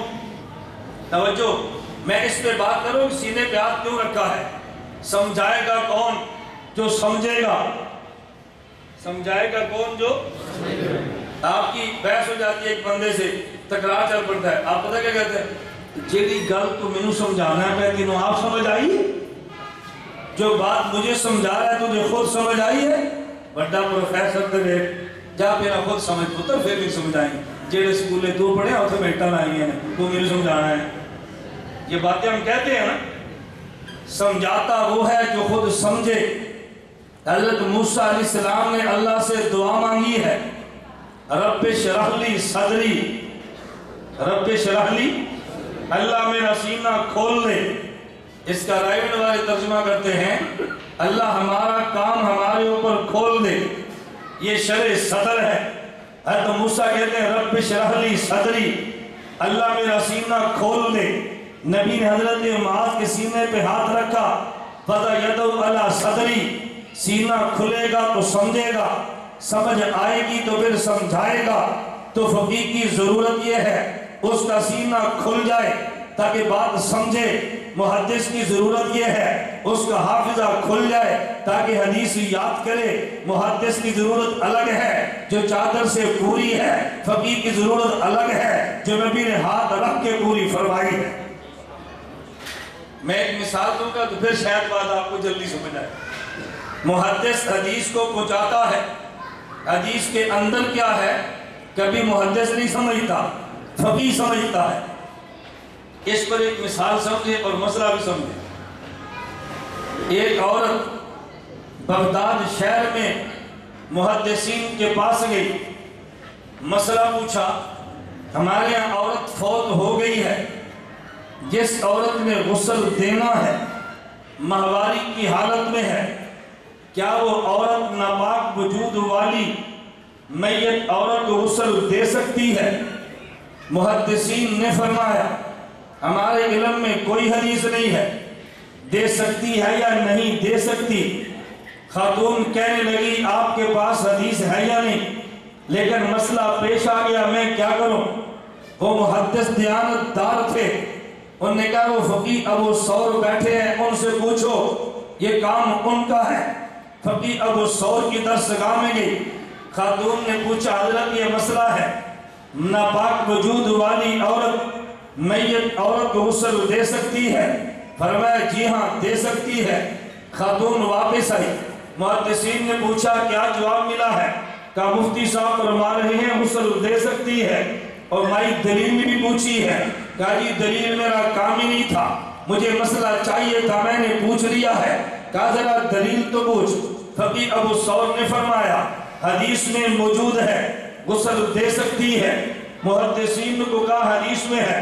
اس نے کہا مائی حدیث پوچھ, ہم 5 لاکھ حدیثوں کے حافظ ہیں, ایسی کوئی حدیث ہمارے علم میں نہیں ہے. فقیہ ابو ثور نے کون سی حدیث پیش کی ہے؟ وہ مائی واپس گئی. فقیہ ابو ثور نے فرمایا حدیث میں موجود ہے. حضرت حدیث کون سی ہے؟ کہا رسول اللہ صلی اللہ علیہ وسلم مسجد نبی میں اعتکاف فرما رہے تھے, امی عائشہ کا حجرہ رسول اللہ کی مسجد نبی کے متصل تھا, درمیان میں کھڑکی کھلتی تھی. امی عائشہ فرماتی ہے جب رسول اللہ نے اپنے سر مبارک کو دھونا ہوتا, خود مسجد نبی میں اعتکاف کی حالت میں بیٹھے ہوتے, اپنے سر مبارک کو یوں اپنے مسجد سے میرے کمرے میں یوں نکال لیتے. میں کمرے میں ہوتی, حضور مسجد میں ہوتے, میں آپ کے سر مبارک کو دھو دیتی. وَأَنَا حَائِزٌ, اور میں ماہواری کی حالت میں ہوتی. فقیہ ابو ثور فرمانے لگے اگر ام المومنین امی عائشہ ماہواری کی حالت میں نبوت کا سر دھو سکتی ہے تو آج کی عورت بھی میت کو غسل دے سکتی ہے. دیکھو فقیہ وہاں تک پہنچا جہاں تک محدث نہیں پہنچا. حضور نے سینے پہ ہاتھ رکھا ہے, اللہ میرے معاذ کا سینہ کھول دے, کیونکہ اس نے حدیث سمجھانی ہے. سمجھے گا نہیں, سمجھائے گا کیسے؟ میں نے ایک آیت پیش کی ہے اور ایک حدیث پیش کی ہے. یہ سمجھانے کے لیے پہلا نمبر قرآن کا ہے, دوسرا نمبر حدیث کا ہے, تیسرا نمبر فقہ کا ہے. توجہ, پہلا نمبر قرآن کا ہے, دوسرا نمبر حدیث کا ہے, تیسرا نمبر فقہ کا ہے, پہلا نمبر خدا کا ہے, دوسرا نمبر مصطفیٰ کا ہے, تیسرا نمبر فقہا کا ہے. قرآن کریم میں خدا مصطفیٰ فقہا کا بھی ذکر ہے. قرآن کریم میں قرآن حدیث اور فقہ کا بھی ذکر ہے. کوئی بندہ تم سے پوچھے بھئی فقہ کیوں مانتے ہو, آپ کہنا قرآن نے حکم دیا ہے. کوئی بندہ کہ جی فقہا کو کیوں مانتے ہو, آپ نے کہنا قرآن نے حکم دیا ہے. پوچھے جی آیت کون سی ہے, آپ فوراً آیت پڑھ دیں, یا ایھا الذین آمنوا اطیعوا اللہ و اطیعوا الرسول واولی الامر منکم. خدا کو بھی مانو, مصطفیٰ کو بھی مانو, فقہا کو بھی مانو. خدا کی بات کو قرآن کہتے ہیں, مصطفیٰ کی بات کو حدیث کہتے ہیں, اور فقہا کی بات کو فقہ کہتے ہیں. قرآن میں ہے خدا بھی مانو, مصطفیٰ بھی مانو, فقہا کو بھی. فرق کیا ہے؟ ہم کہتے ہیں آدھا قرآن نہیں مانو, پورا قرآن مانو. ہم رائے گڑھ والے ہیں نا, رائے گڑھ والے کیا کہتے ہیں, اللہ پاک نے کامیابی پورے دین پر چلنے میں رکھی ہے, تو ہماری مجبوری ہے پورا دین یا ادھورا دین؟ پورا دین. پھر کبھی انشاءاللہ میں اس موضوع کو پھر چھوڑتا ہوں. یہ عنوان ذہن میں رکھیں, قرآن ادھورا مسئلہ ادھورا, قرآن پورا اور مسئلہ پورا. اس پر میں انشاءاللہ آیات آپ کی خدمت میں پیش کروں گا. آدھا قرآن پڑھیں تو یہ مسئلہ ہے, پورا قرآن پڑھیں تو یہ مسئلہ ہے. ہم ادھورے قرآن کی بات نہیں کرتے, ہم پورے قرآن کی بات کرتے ہیں. ایک بات ذہن میں آ گئی, پہلا نمبر خدا کا, دوسرا نمبر مصطفیٰ کا, تیسرا نمبر فقہا کا. پہلا نمبر قرآن کا, دوسرا نمبر حدیث کا, تیسرا نمبر. دنیا میں دو قسم کے لوگ ہیں. بعض کہتے ہیں قرآن کافی ہے, حدیث کی ضرورت نہیں. بعض کہتے ہیں نہیں, قرآن و حدیث کافی ہے, فقہ کی ضرورت نہیں. ہم کہتے ہیں قرآن کی بھی ضرورت ہے, حدیث کی بھی ضرورت ہے, اور فقہ کی بھی ضرورت ہے. میں تینوں باتیں سمجھا رہا ہوں. خدا کی بات کیوں مانیں؟ اللہ ہمارے خالق اور مالک ہے. مصطفیٰ کی بات کیوں مانیں؟ اس لیے بات اس کی مانتے ہیں جس کی ذات کو دیکھا ہو یا جس کی بات کو سنا ہو. آدمی کسی کی ذات دیکھے بھی نہ, کسی کی بات سنے بھی نہ, تو بات مانے گا کیسے؟ توجہ رکھنا. میں بیان کے دوران پانی پینا چاہتا ہوں, میں کہتا ہوں پانی لا کر دو, یہ پانی لے آئیں گے. میری بات سنی ہے, میں چاہتا ہوں بیان کا تسلسل چلتا رہے, مجھے مانگنا نہ پڑے. میں سے اشارہ کرتا ہوں, اشارہ اس کا معنی ہے مجھے پانی دو. انہوں نے میری بات کو سنا نہیں لیکن مجھے دیکھا ہے. آپ میرے پاس آدمی بٹھا دیں, آنکھ سے نبینا ہے, کان سے بہرا ہے, میری بات سنتا بھی نہیں ہے, مجھے دیکھتا بھی نہیں ہے, اور میں اسے پانی مانگوں وہ تب بھی نہیں دے گا. میں اشارہ کروں تب بھی نہیں دے گا. بھئی بات تب مانے گا جب مجھے دیکھے یا مجھے سنے. ہم نے خدا کی بات ماننی ہے لیکن مجبوری یہ ہے, خدا کی ذات کو دیکھا نہیں ہے, خدا کی بات کو سنا نہیں ہے, تو بات مانے کیسے؟ خدا نے جواب دیا ہے وَأَطِيعُوا الرَّسُولَ, بات پیغمبر کی مانو. کیوں؟ ہم نے خدا کو نہیں دیکھا, ہم نے دیکھا مصطفیٰ کو. مصطفیٰ دیکھے خدا کو, ہم سنے مصطفیٰ کو, مصطفیٰ سنے خدا کو. نہ ہم نے خدا کو دیکھا ہے نہ خدا کو سنا ہے, لیکن مصطفیٰ نے خدا کی ذات کو دیکھا ہے, خدا کی بات کو سنا ہے. پھر خدا نے اعلان کیا میں یطع الرسول فقد اطاع اللہ, اس کی بات میری بات ہے. وما ينطق عن الهوى ان هو الا وحی یوحی. مولانا رومی فرماتے ہیں مولانا رومی فرماتے ہیں یہ جو پیغمبر کی زبان چلی ہے یہ پیغمبر کی گفتگو اپنی نہیں ہے, یہ خدا کی بات ہے جس پہ پیغمبر کی زبان چلی ہے. مولانا رومی نے یہ بات سمجھائی ہے کہ دیکھو یہ بات نبی کی نہیں ہے بلکہ یہ بات خدا کی ہے. وما ينطق عن الهوى ان هو الا وحی یوحی. ہم نے خدا کو دیکھا بھی نہیں, خدا کو سنا بھی نہیں, تو بات کیسے مانے؟ فرمایا مصطفیٰ کی بات مانو. ہمارا عقیدہ ہے مصطفیٰ نے خدا کی ذات کو دیکھا ہے, خدا کی بات کو سنا ہے. مصطفیٰ درمیان سے نکال دو, خدا کی بات ملنی ہی نہیں ہے تو مانیں گے کیسے؟ بھئی ملنی ہی نہیں ہے تو مانیں گے کیسے؟ میں مدینہ منورہ مسجد نبوی میں تھا, ایک وہاں پہ شخص آیا, مجھ سے مسئلہ پوچھنے لگا. مجھے کہتے ہیں مولانا حضور کا وسیلہ دے کر خدا سے مانگ سکتے ہیں؟ آپ جلدی سوال کا جواب دیتے, ہم جلدی نہیں دیتے, ہم پہلے اس کا علم دیکھ کے پھر جواب دیتے. میں نے کہا حضور کی ذات کے علاوہ مجھے بتاؤ قرآن کا وسیلہ دے سکتے ہیں, نماز کا وسیلہ دے سکتے ہیں؟ مجھے کہتے ہیں جی ہاں. اعمال کا وسیلہ دے سکتے ہیں, نبی کی ذات کا نہیں دے سکتے. میں نے کہا یہ قرآن آپ خود لائے ہیں؟ کہتے ہیں نہیں. میں نے کہا آپ کے پاس خود آیا ہے؟ مجھے کہتے ہیں نہیں. میں نے کہا قرآن ملا کیسے؟ کہتے ہیں حضور نے دیا. میں نے کہا حضور کو درمیان سے نکال دیں, قرآن مل سکتا ہے؟ مجھے کہتے ہیں نہیں. تو میں نے کہا خود قرآن کا وسیلہ بھی تو نبی کی ذات ہے, یہ وسیلہ نکال دے قرآن ہی نہیں ملتا. میں نے کہا نماز حضور عرش پہ گئے تھے, میں نے کہا وہ نہ جاتے تمہیں مل جاتی. کہتے ہیں نہیں. تو میں نے کہا نماز کا وسیلہ دیتا ہے اور وہ نماز تو خود حضور کے وسیلے سے ملی ہے, یہ وسیلہ درمیان سے نکال دے نماز ہی نہیں ملتی. جو وہ لائے ہیں اس کا وسیلہ دے سکتے ہیں اور جو لایا ہے اس کا وسیلہ نہیں دے سکتے. میں نے کہا عجیب بات ہے. میں بتا رہا تھا اللہ کی بات مانیں گے لیکن نہ دیکھا نہ سنا. پیغمبر کی بات مانو جس نے خدا کو دیکھا اور خدا کو. ایک مولوی صاحب بیان میں فرمانے لگے یہ جو دیوبند والے کہتے ہیں نا اللہ کے نبی نے خدا کو دیکھا ہے, یہ کہاں لکھا ہے؟ میں نے کہا حدیث میں. حضرت عبداللہ بن عباس رضی اللہ عنہ فرماتے ہیں قد رأى محمد ربہ, حضور پاک نے اللہ کو دیکھا ہے. مجھے کہتا ہے یہ حدیث ہم نہیں مانتے. میں نے کہا کیوں نہیں مانتے؟ کہتا ہے قرآن کے خلاف ہے. توجہ رکھنا. میں نے کہا کون سی ہے؟ کہتا ہے قرآن کریم میں ہے لا تدرک الابصار وہو یدرک الابصار, کوئی آنکھ بھی خدا کو نہیں دیکھ سکتی. تو حدیث میں ہے حضور نے دیکھا.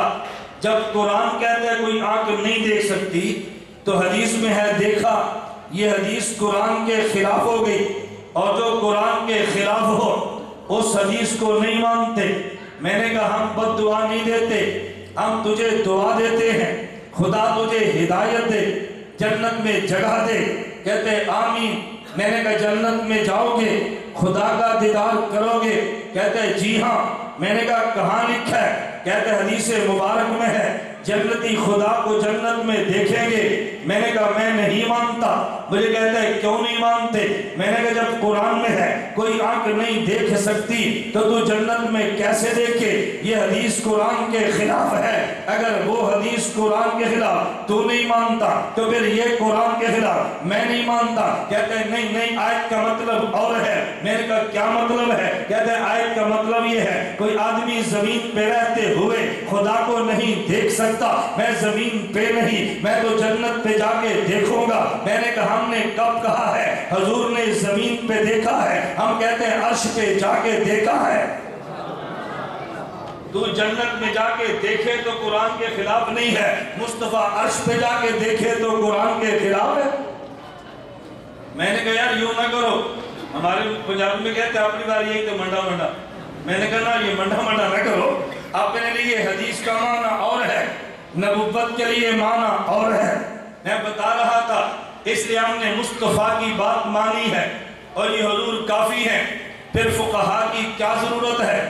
میں نے کہا ضرورت توجہ رکھنا, ہمیں ضرورت یہ ہے قرآن عربی میں ہے, ہم اجمی ہیں. حدیث عربی میں ہے, ہم اجمی ہیں. اجمی حدیث کو سمجھے کیسے؟ فرمایا وَأُولِي الْأَمْرِ مِنْكُمْ, تم نہیں جانتے فقی سے سمجھ لو نا. تم نہیں جانتے فقی کے پاس چلے جاؤ نا. اس میں حرج کیا ہے؟ میں اس سفر میں رمضان مبارک میں 2 دن کے سفر پہ بحرین میں تھا. ایک نوجوان آیا, مسلکن ہمارا نہیں تھا. مجھے وہ کہنے لگا مولانا صاحب خدا کہاں پر ہے؟ میں نے کہا ہر جگہ پہ. مجھے کہتے دلیل کیا ہے؟ میں نے کہا قرآن کریم میں ہے فَلِلَّهِ الْمَشْرِقُ وَالْمَغْرِبُ فَإِنَّمَا تُوَلُّوا فَثَمَّ وَجْهُ اللَّهِ. مشرق مغرب خدا کا, جدھر تم منہ کرو گے ادھر خدا ہے. مجھے کہنے لگا اس سے مراد خدا کا علم ہے, تم جدھر منہ کرو ادھر خدا کا علم ہے. اس سے مراد قدرت ہے, تم جدھر جاؤ گے وہاں خدا کی قدرت ہے. میں نے کہا یہ ترجمہ احسن البیان میرا نہیں ہے, یہ تیرے مسلک کا ہے. یہ ترجمہ کھول ذرا, اس آیت کا ترجمہ کیا کیا ہے؟ احسن البیان کھولی, انہوں نے ترجمہ کیا مشرق بھی خدا کا مغرب بھی خدا کا, تم جدھر منہ کرو ادھر منہ اللہ کا, تم جدھر منہ کرو ادھر منہ اللہ کا. میں نے کہا منہ علم کا ہوتا ہے یا ذات کا؟ منہ قدرت کا ہے یا ذات کا؟ مجھے کہتے ہیں ذات کا. میں نے کہا پھر ماننا جدھر تم ہو ادھر خدا کی ذات ہے. میں نے کہا کیوں نہیں مانتا؟ مجھے فوراً کہنے لگا میں اپنے مولوی صاحب سے پوچھوں گا. میں نے کہا مولوی سے نہ بول تو خدا سے بول. اللہ میں پھنس گیا, مجھے پھسلن سے نکال دے. کہتے ہیں خدا سے تو نہیں پوچھ سکتے. میں نے کہا پھر بات سمجھ آئی ہے, قرآن خدا کا ہے, پوچھتا مولوی سے ہے تو مشرک نہیں ہے, حدیث مصطفیٰ کی ہے. میں سمجھوں فقی سے تو مشرک کیسے؟ نہیں سمجھے؟ قرآن کس کا ہے؟ خدا کا. پڑھنا کس سے ہے؟ قاری سے. میں نے کہا قاری کو چھوڑ خدا سے پڑھ. قرآن کس کا ہے؟ جی خدا کا۔ درس قرآن کس کا ہے؟ شیخ صاحب کا۔ میں نے کہا نا خدا سے سمجھ، کہا جی نہیں سمجھ سکتے۔ میں نے کہا خدا کا قرآن مولوی سے سمجھیں تو یہ شرک نہیں ہے، نبی کی حدیث مصطفیٰ کی حدیث فقیہ سے سمجھے تو کیسے شرک ہے؟ میں یہی بات تو کہہ رہا ہوں بھئی حدیث و قرآن عربی میں ہے، ہم عجمی میں ہیں، اللہ کیا کرے؟ فرمایا کیا کرنا ہے؟ اولو الامر منکم، میں نے یہ نہیں کہا قرآن خود سمجھ، میں نے یہ نہیں کہا حدیث خود سمجھ، یہ تیری اپنی تحقیق ہے۔ میں خدا تو یہ کہتا ہوں قرآن میرا ہے، اطیعوا الرسول سمجھ پیغمبر سے، حدیث نبی کی ہے، اولو الامر منکم سمجھ فقہا سے۔ تجھے کب خدا نے کہا تو خود سمجھ؟ خامہ اپنے گھاٹے تو نے ڈال لیا کہ میں نہیں سمجھنا ہے، نانا تو خود نہ سمجھ، فقیہ سے سمجھ۔ وَأُولِي الْأَمْرِ مِنْكُمْ، ضرورت ہے فقہا کی، سمجھ آ رہی ہے؟ نمبر 2، فقہا کی ضرورت کیا ہے؟ ایک مسئلے پہ کبھی آیتیں 2 آتی ہیں، ایک مسئلے پہ کبھی آیتیں 3 آتی ہیں، ایک مسئلے پہ کبھی حدیثیں 2 آتی ہیں، ایک مسئلے پہ کبھی حدیثیں 3 آتی ہیں۔ اگر فقیہ نہیں ہوگا یہ امت بے ایمان بنے گی۔ آپ کہیں گے یہ وہ کیسے؟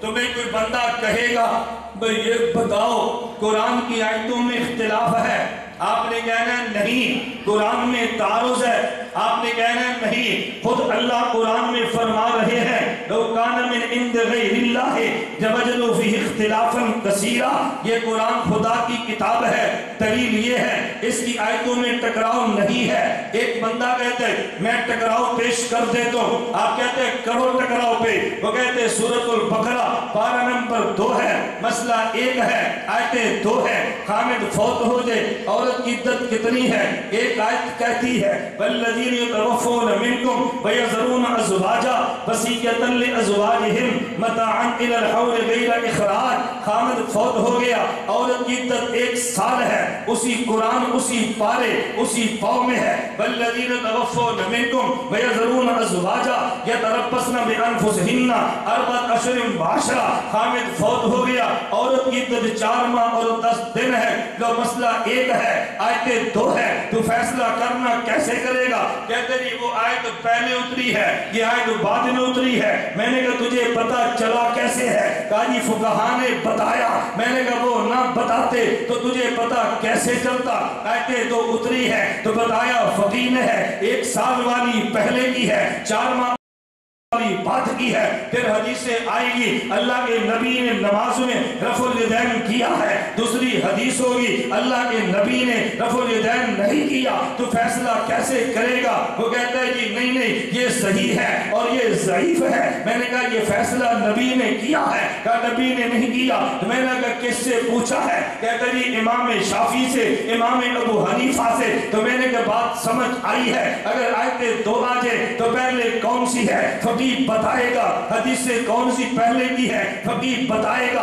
اگر فقیہ نہ ہوتا امت کو لوگ گمراہ کر دیتے۔ خدا نے فرمایا اطیعوا اللہ، بات قرآن کی مانو، واطیعوا الرسول، بات حدیث کی مانو، اور جب پھنس جاؤ وَأُولِي الْأَمْرِ مِنْكُمْ، بات فقہا کی مانو۔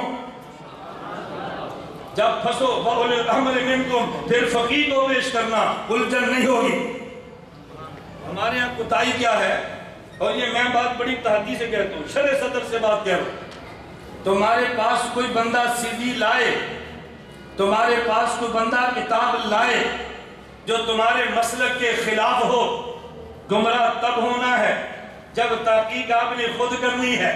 اسے پکڑ کے ہمارے پاس لا کو بھئی میرے پاس علم نہیں ہے، میرے مولانا صاحب کو سمجھا، اس کو سمجھ آگئی میں تیرے ساتھ ہو، وہ کبھی نہیں آئے گا۔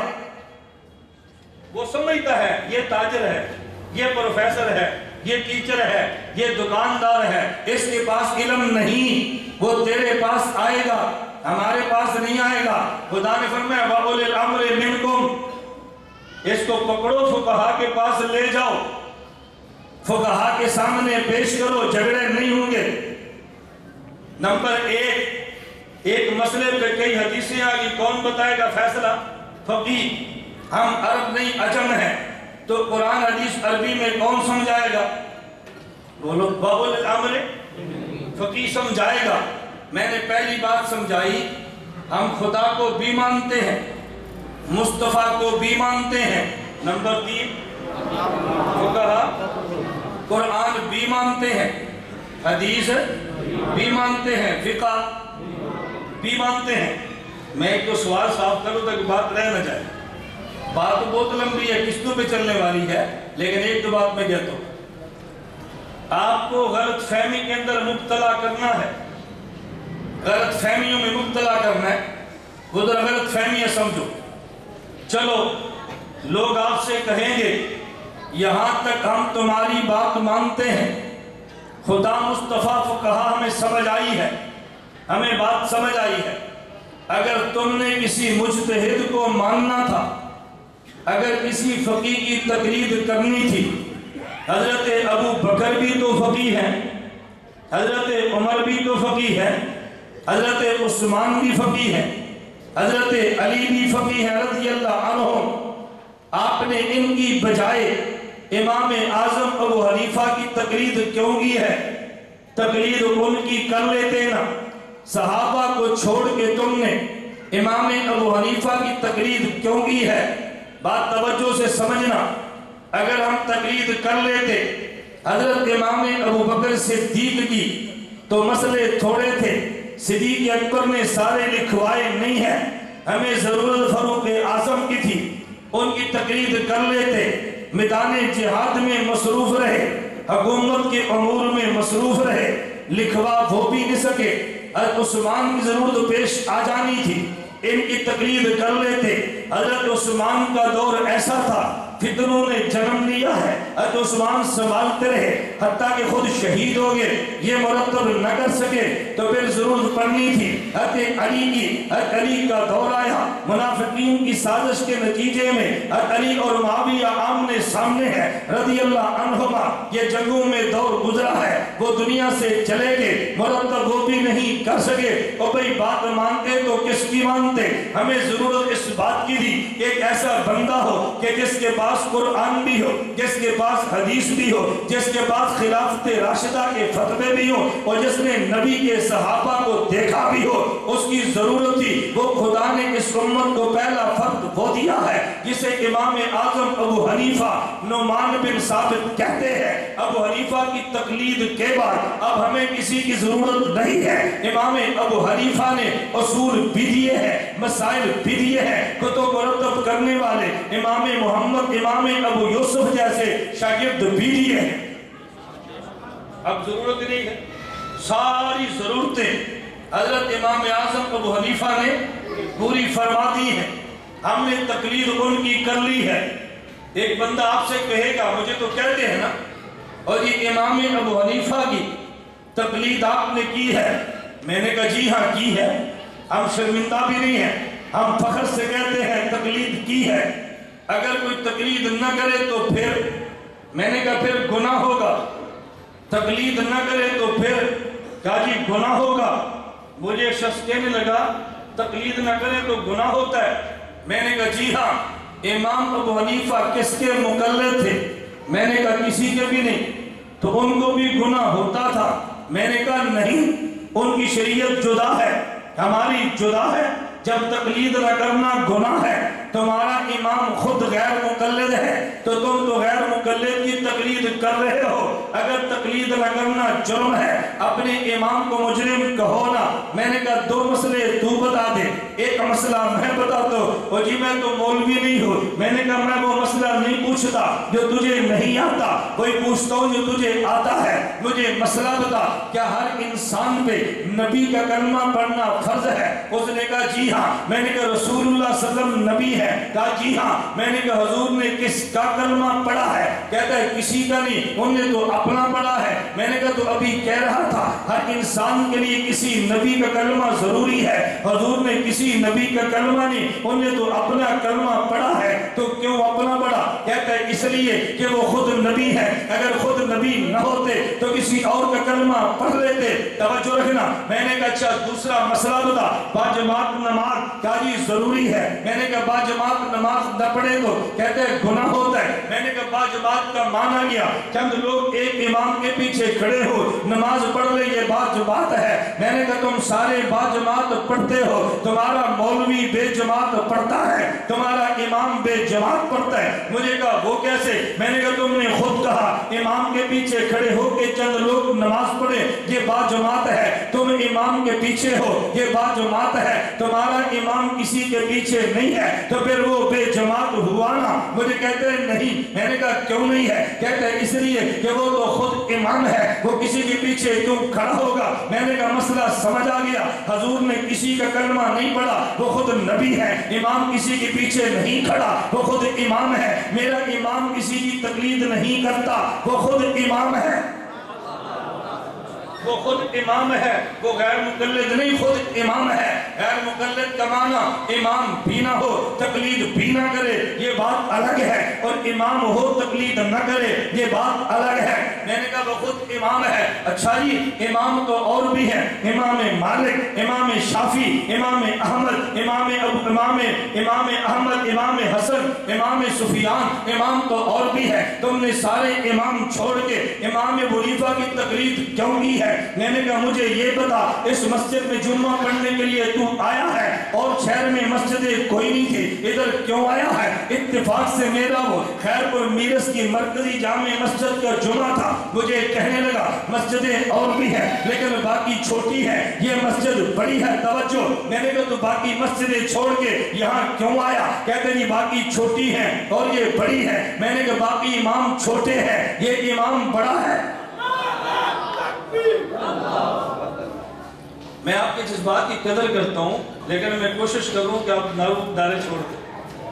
اللہ کو ہے میرا دل خوش ہوتا ہے نعرہ سن کے, میں پریشان نہیں ہوتا, لیکن میرا دل کرتا ہے کہ نعرے کے بغیر بیانات چلیں. اب دیکھو نعرہ ہوگا نا تو 1 گھنٹے کا بیان 2 گھنٹے میں ہوگا, نعرے نہیں ہوں گے تو 2 گھنٹے کا بیان 1 گھنٹے میں ہوگا. تکلیف تو مجھے ہے بغیر نعرے کے بیان کرنا. نعرہ ہوگا میں پانی شروع کروں گا, آپ 2 منٹ نعرے لگا رہے, میں کعبہ رکھوں گا آپ 5 منٹ نعرے لگا رہے, تو مجھے سوکھا ہے نا.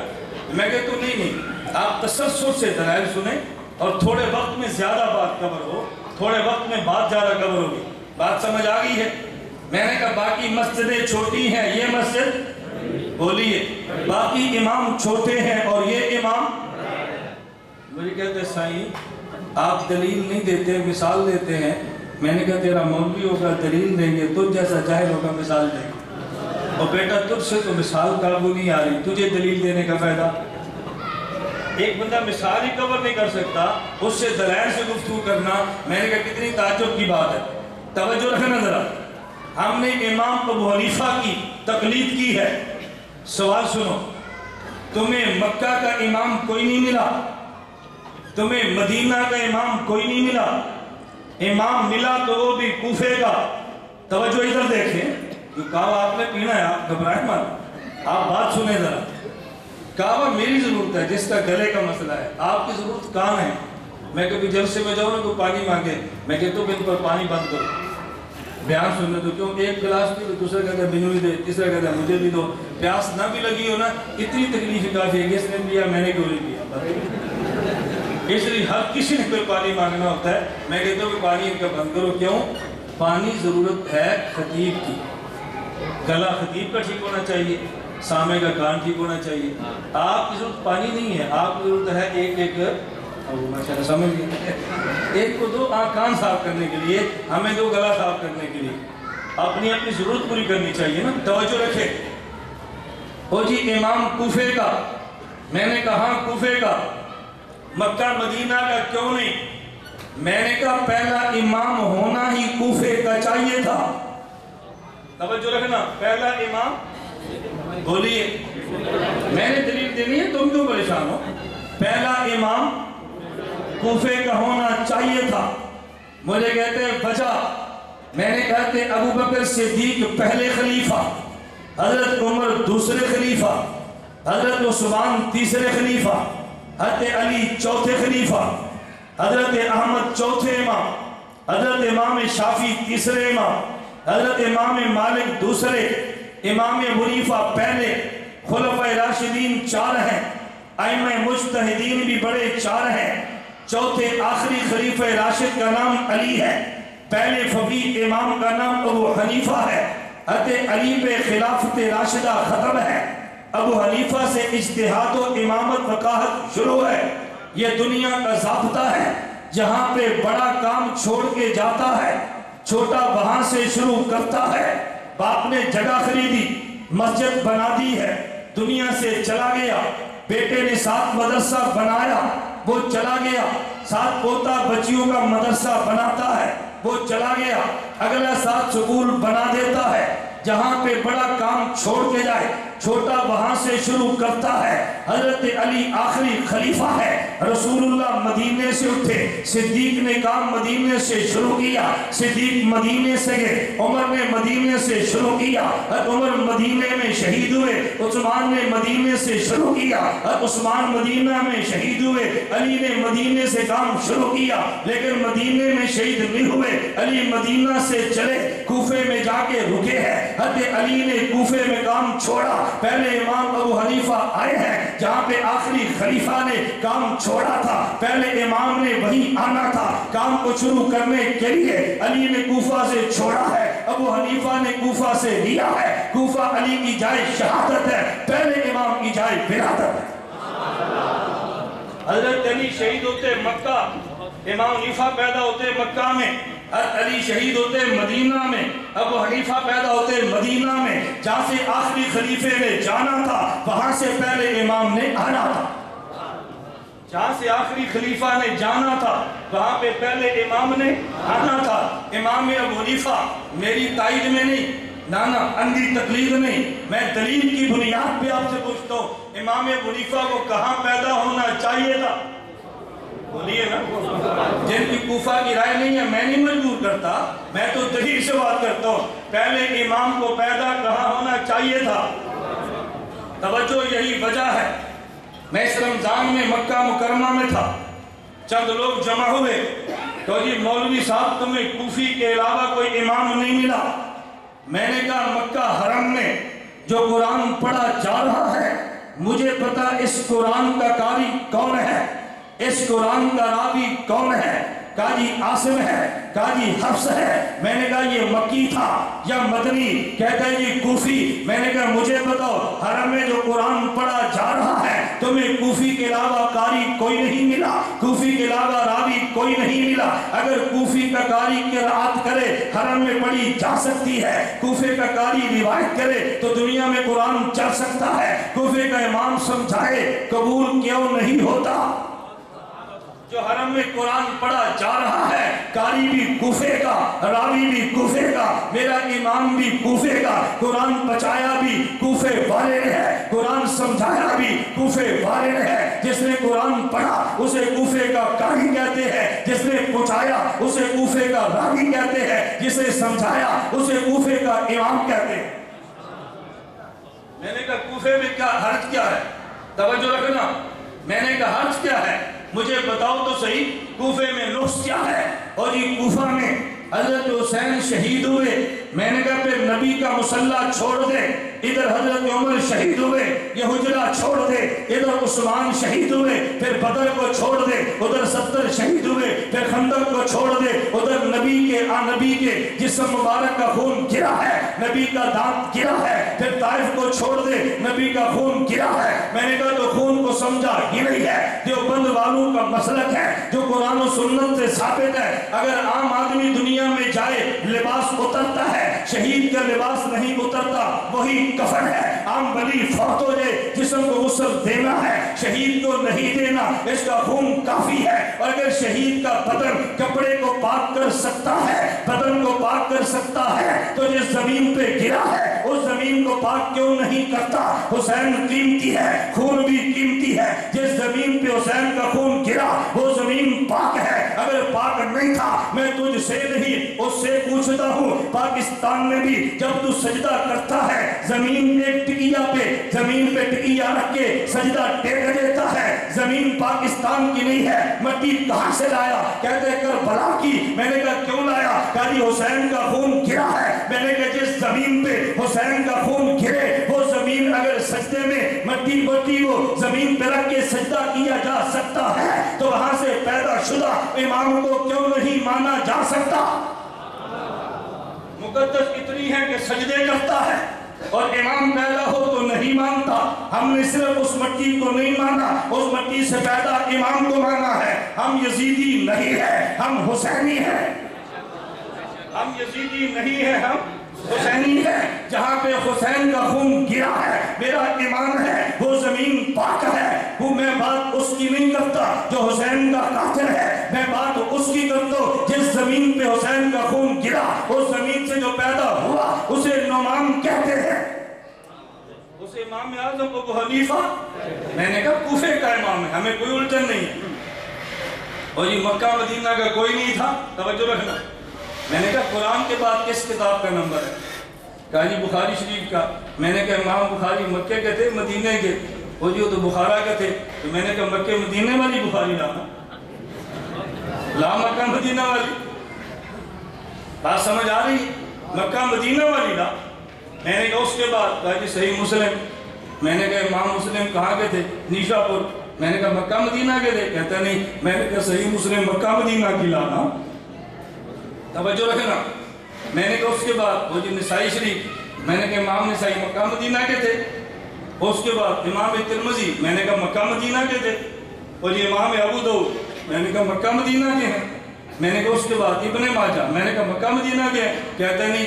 میں نے کہا مجھے بات سمجھ نہیں آ رہی, قرآن کا راوی کوفے کا قبول ہے, قرآن کا قاری کوفے کا قبول ہے, سیاستہ کا مصنف مکہ مدینہ کا نہیں ہے پھر بھی قبول ہے.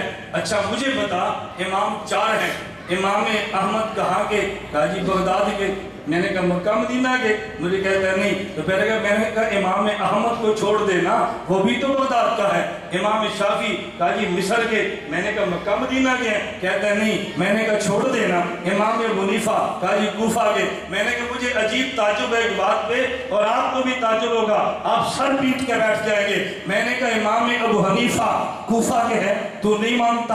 امام شافعی مصر کے ہے, تو نہیں مانتا.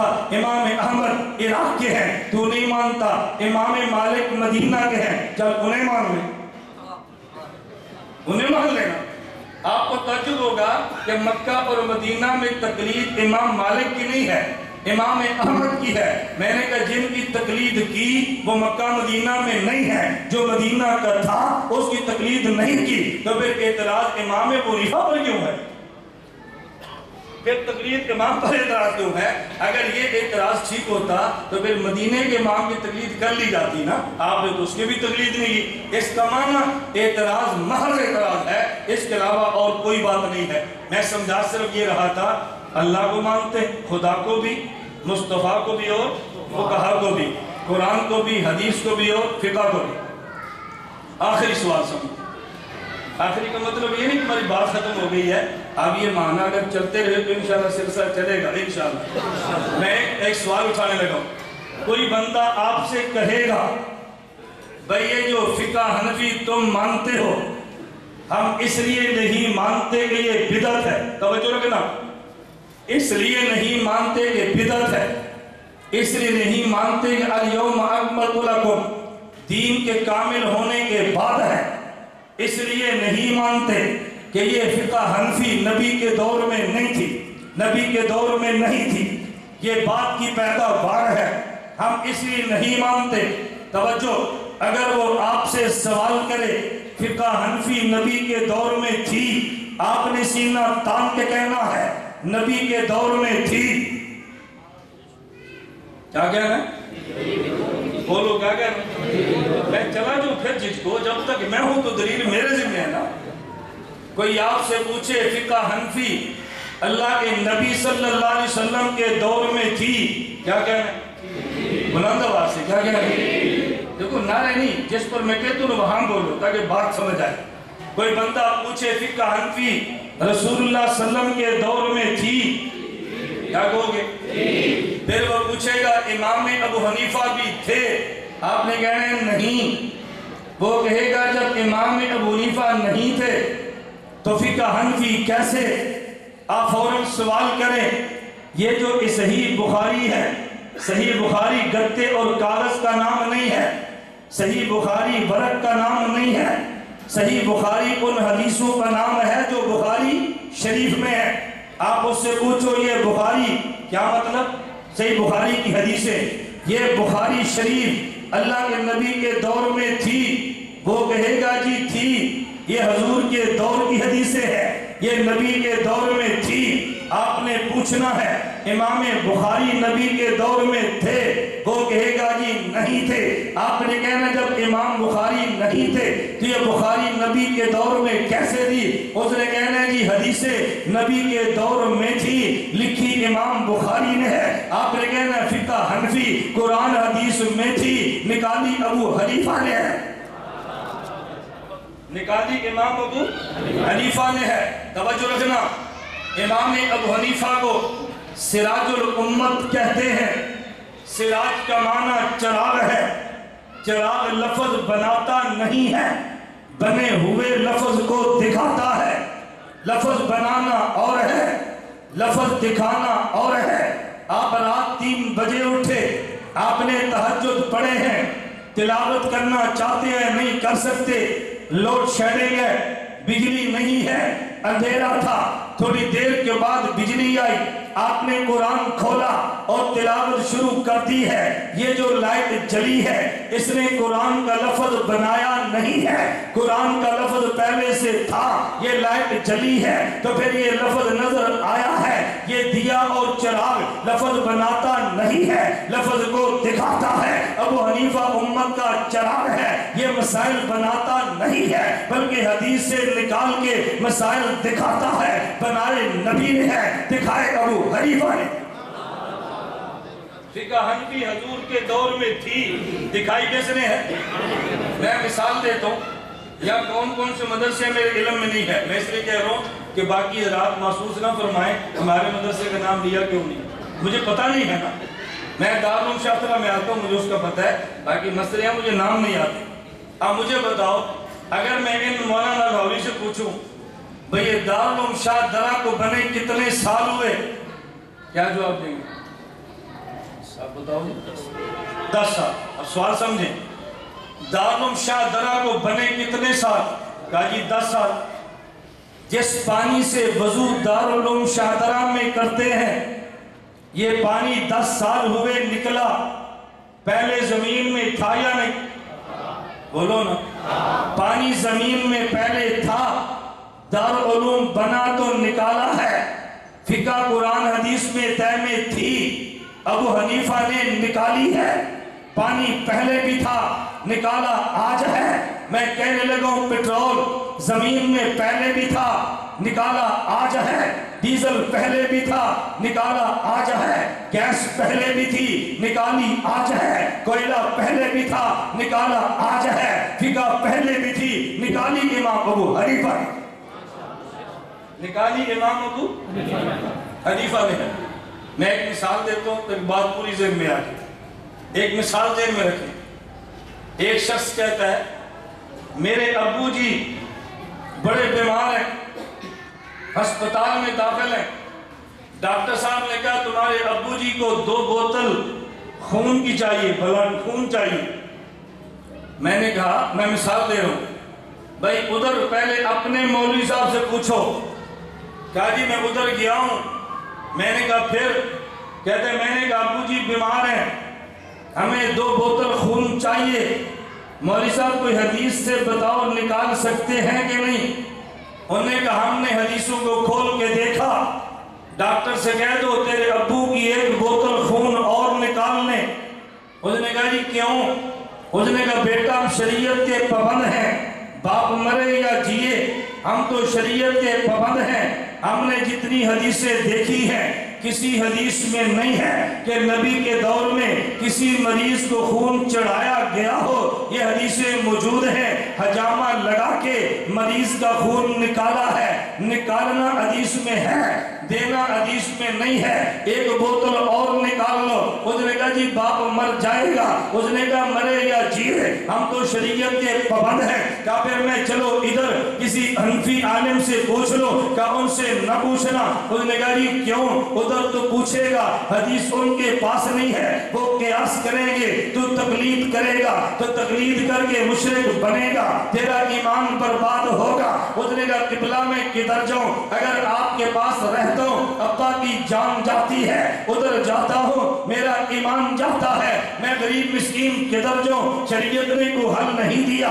ہم نے پریشان دیکھا, ہم نے کہا نانا بیٹا پریشان نہیں ہونا. امام ابو حنیفہ نے تیرے پریشانیوں کا حل بتا دیا ہے. جب قرآن نے کہا تھا بَأُولِي الْأَمْرِ مِنْكُمْ, جب پھنسے تو فقیہ کے پاس جانا, فقیہ کے پاس آ جا, تیری الجھنیں ختم ہیں. کہا جی وہ کیسے؟ میں نے کہا مجھے بتا, اگر کوئی ماتم کے ساتھ خون نکالے تو جائز ہے. کہتے جی جائز نہیں ہے. میں نے کہا پچھنے لگا کے نکالے تو پھر کہہ جی جائز ہے. میں نے کہا فرق کر کے بتا, اگر کوئی پیٹے خون نکالے جائز نہیں ہے, خنجر مارے خون نکالے جائز نہیں ہے, خود بخود اپنے جسم کو چیرے خون نکالے جائز نہیں ہے, حجامہ پچھنے میں نکالے تو جائز ہے. کہتا جی اس لیے یہ تو خدا کی امانت ہے, اس کو بچانا ضروری ہے. حجامے میں خون نکالتے ہیں اس جسم کو بچانے کے لیے. میں نے کہا ویسے خون نکالتا ہے جسم کو برباد کرنے کے لیے. تو پتہ یہ چلا اصل مسئلہ خون نکالنے کا نہیں ہے, اصل مسئلہ خون بچانے کا ہے. اس دور میں خوراک خالص تھی, خون نکالتے تھے تو مریض بچ جاتا تھا. آج کے دور میں خوراک ناقص ہے, خون دے تو مریض بچتا ہے. تو جس حدیث سے نکالنا ثابت ہے اسی سے دینا ثابت ہے. اصل مسئلہ جان کا ہے. اگر جان بچانی مقصود نہ ہو تو پھر تو اپنا, اگر جان بچانی مقصود نہ ہو پھر چھری سے خون نکالے تب بھی گناہ ہے, انجیکشن سے نکالے تب بھی گناہ ہے, لیکن جان بچانی مقصود ہو تو پھر جائز ہے. پتہ یہ چلا مسئلہ خون دینے کا یا خون لینے کا نہیں ہے, مسئلہ مریض کی جان کا ہے. اس دور میں جان بچتی تھی خون نکالنے سے, آج جان بچتی ہے خون دینے سے. تو جس حدیث سے نکالنا ثابت اسی سے دینا ثابت. میں نے کہا امام ابو حنیفہ کے پاس آ, تیرے ابا کی جان بھی بچے, تیرا ایمان بھی بچے. بَأُولِي الْأَمْرِ مِنْكُمْ, بَأُولِي الْأَمْرِ مِنْكُمْ, فقہا کی بات مانو, ایمان بھی بچے گا, جان بھی بچے گی. دنیا چاہیے کہ نہیں؟ ہمیں تو چاہیے, آپ کو نہیں چاہیے تو ہمیں جمع کرا دو. ہمیں تو چاہیے, آخرت بھی چاہیے. ایک سردی میں کپڑا نہیں چاہیے, گرمی میں ایسی چاہیے, دنیا ہے. ہمیں دنیا بھی چاہیے, دین بھی چاہیے, حلال چاہیے, بس حرام نہیں چاہیے. اللہ حلال عطا فرمائے. میں بتا رہا تھا اگر فقیہ کی بات مانو ایمان بھی بچتا ہے, جان بھی بچتی ہے. تو آپ بتاؤ قرآن حدیث کے بعد فقہ کی ضرورت ہے کیا نہیں؟ خدا مصطفیٰ کے بعد فقہ کی ضرورت ہے یا نہیں؟ اس میں کوئی اشکال تو نہیں ہے نا؟ میں اس لیے بات کہتا ہوں آپ ہمارے بیان میں حضرات کو لایا کریں. آپ نے دور سے تصور قائم کر رکھا ہے, مولانا بول سکتے ہیں, بڑا تشدد ہے, پتہ نہیں کیا کرتے ہیں, اتنی نرم گفتگو ہے, مدلل گفتگو ہے. میں نے کوئی فتویٰ کسی پہ لگایا؟ ایمان سے بتاؤ, میں نے کسی کو برا کہا ہے؟ میں اپنا مسئلہ بھی نہیں بیان کر سکتا. بھائی میں ننگے سر کے خلاف تقریر نہ کروں, اپنی پگڑی پر دلیل تو دے سکتا ہوں نا. میں پینٹ کے خلاف تقریر نہ کروں, اپنے کرتے پر تو دلیل دے سکتا ہوں نا. میں داڑھی مڈانے کے خلاف تقریر نہ کروں, اپنی مٹھی داڑھی پر تو دلیل دے سکتا ہوں نا. اس پر بھی آپ لوگ کہتے ہیں کیوں دیتے ہیں؟ میں نے کہا یہ ہمارا حق ہے, اس ہمارے حق کو ہم استعمال کریں گے انشاءاللہ. اللہ مجھے اور آپ سب کو بات سمجھنے کی اور سمجھانے کی توفیق عطا فرمائے. وآخر دعوانا ان الحمدللہ رب العالمین. میری آپ سے ایک دو گزارشیں ذرا وہ سماعت فرما لیں. پہلی گزارش یہ ہے, ہمارا مرکز اہل سنت والجماعت سرگودا ہر سال علماء اجتماع ہوتا ہے. ابھی انشاءاللہ 22 دسمبر کو صبح 9 بجے سے لے کر 3:30 بجے تک اجتماع ہوگا سرگودا. یہاں سے آپ نکلیں تو 2 گھنٹے میں آپ 1.5 گھنٹے میں ہمارے مدرسے پہنچ جائیں گے سرگودا. اور اگر گزر ہو نہ جا سکیں تو کوئی بات نہیں ہے, دعا فرمائیں. عوام الناس کے لیے ہم نے ہر انگریزی ماہ کی پہلی جمعرات مغرب سے لے کر جمعہ ہفتہ اتوار 3 دن کا کورس رکھا ہے. میری آپ سے گزارش ہے اس کورس میں شرکت کریں. رائے گنج بڑا مرکز ہے، سرگودا چھوٹا مرکز ہے۔ بڑے مرکز کی ترتیب پہ 11 ماہ سے روزے لگائیں، چھوٹے مرکز کی ترتیب پہ 1 مہینے کا روزہ دے دیں۔ اتنا تو چھوٹوں کا حق ہوتا ہے کہ نہیں ہوتا؟ بولتے نہیں بھائی، تبلیغ والے بولیں، دوسرے نہیں، آپ لوگ بولیں ہم نے امت میں جوڑ پیدا کرنا ہے، توڑ پیدا کرنا ہے، بتاؤ نا۔ تو جوڑ کا مطلب کیا؟ ہم 11 سے روزے مانیں، آپ 1 بھی نہ مانیں، تو پھر توڑ آپ پیدا کر رہے ہیں یا ہم کر رہے ہیں؟ آپ بڑے، ہم نے 11 مان لیں، ہم چھوٹے، ہم ہمارا 1 مان لیں، کیا فرق پڑتا ہے؟ چلا ادھر لگا لیں، چلی ادھر لگا لیں، کیا فرق پڑتا ہے؟ تو مانا 3 دن کورس کا ارادہ فرماتے ہیں نا انشاءاللہ کہ اللہ ہم سب کو توفیق عطا فرمائے۔ آپ دعا سے فارغ ہوں گے تو میں نے ساتھ کہہ دیا کہ باہر کتابیں پڑھی ہیں، یہ آپ کا میرے اوپر احسان ہوگا کہ آپ شفقت فرما کے، میں باقی کتابوں کی ترغیب نہیں دیتا، پسند آئے تو لیں، نہ پسند آئے تو نہ لیں۔ ایک کتاب ہر بندہ لے لے، اس کا نام ہے نماز اہل سنت والجماعت۔ کیا نام ہے؟ نمازیں۔ میں نے مولانا احمد یا ڈاکٹر سے پوچھ رہے ہیں، اللہ کی قسم ہے مولانا سے پوچھ رہے ہیں، میں نے مولانا فون کیا، میں نے کہا مولانا میرے پاس مالی گنجائش نہیں ہے، اگر آپ کے پاس ہونا تو میرا دل کرتا ہے جتنے ساتھی آئیں آج سب کو میں کتاب فری تقسیم کروں۔ مولانا فرمایا آپ کے پاس گنجائش بھی نہیں ہے، میرے پاس بھی نہیں ہے، پھر ہم دونوں دعا کر سکتے ہیں۔ مطلب نہ میں آپ کو ترغیب چندے کی قطر نہیں دے رہا، حاشا وکلا، میں صرف کہہ رہا ہوں کہ میری خواہش تھی میں تقسیم کرتا، وسائل ہوتے میں مفت تقسیم کرتا، لیکن میرے پاس اسباب نہیں، میں مفت تقسیم نہیں کر سکتا۔ آپ تھوڑے تھوڑے پیسے لگا کر تو خرید سکتے ہیں نا۔ میں ترغیب کیوں دیتا ہوں؟ ان کے پاس کتاب موجود ہے، دلائل ہے، تیرے پاس کتاب نہیں تو پریشان ہے۔ آپ کتاب اپنے پاس رکھو نا، جب بھی کوئی بندہ چھیڑے نا، رفع دین کیوں نہیں ہے، آمین آہستہ کیوں ہے، 20 رکعت تراویح کیوں ہے، فلاں کیوں، جب بھی چھیڑے نا آپ کتاب کھول لیں، اللہ کو منظور ہوا تو انشاءاللہ آپ کے مسئلے پر حدیثیں آپ کو مل جائیں گی کہ ایک کتاب آپ لے لیں گے نا کہ انشاءاللہ۔ زیادہ کتب کی بات میں نہیں کرتا، ایک کتاب نماز اہل سنت باہر موجود ہے، آپ سب ساتھ اس کو لیں، مطالعہ فرمائیں، اور باقی جو نیٹ سے وابستہ ہیں ahnafmedia.com ahnafmedia.com ہماری ویب سائٹ ہے، اور فیس بک پہ احناف میڈیا سروسز، آپ ہمارا اس میں فیس بک پہ جائیں اور اس پیج کو دیکھ کے وزٹ کریں۔ اللہ نے چاہا کہ انشاءاللہ آپ کا دل خوش ہو جائے گا، آپ کو حسرت نہیں رہے گی کہ سوشل میڈیا پر کسی بندے نے مسئلہ کا کام نہیں کیا۔ آپ دیکھیں، ایک کو تو جائیں سے آپ کو صرف ٹچ ہونے کی ضرورت ہے، جو مسئلہ پیش آئے گا نا آپ کو وہاں پر سی ڈی انشاءاللہ ملے گی۔ اللہ ہم سب سے خوب دین کا کام لے، عافیت کے ساتھ لے۔ وآخر دعوانا الحمدللہ رب العالمین، الحمدللہ وعلی آلہ اصحابہ اجمعین۔ اے اللہ ہم سب کے گناہوں کو معاف فرما، خطاؤں سے درگزر فرما، جائز حاجات کو پورا فرما۔ جن حضرات نے اس پروگرام کا اہتمام کیا ہے، جو حضرات تشریف لائے ہیں، اے اللہ ان سب کو شان نشان اجر عظیم عطا فرما، ہم سب کا خاتمہ بالایمان فرما، قیامت کے دن حضور اکرم صلی اللہ علیہ وسلم کی ہم سب کو شفاعت نصیب فرما۔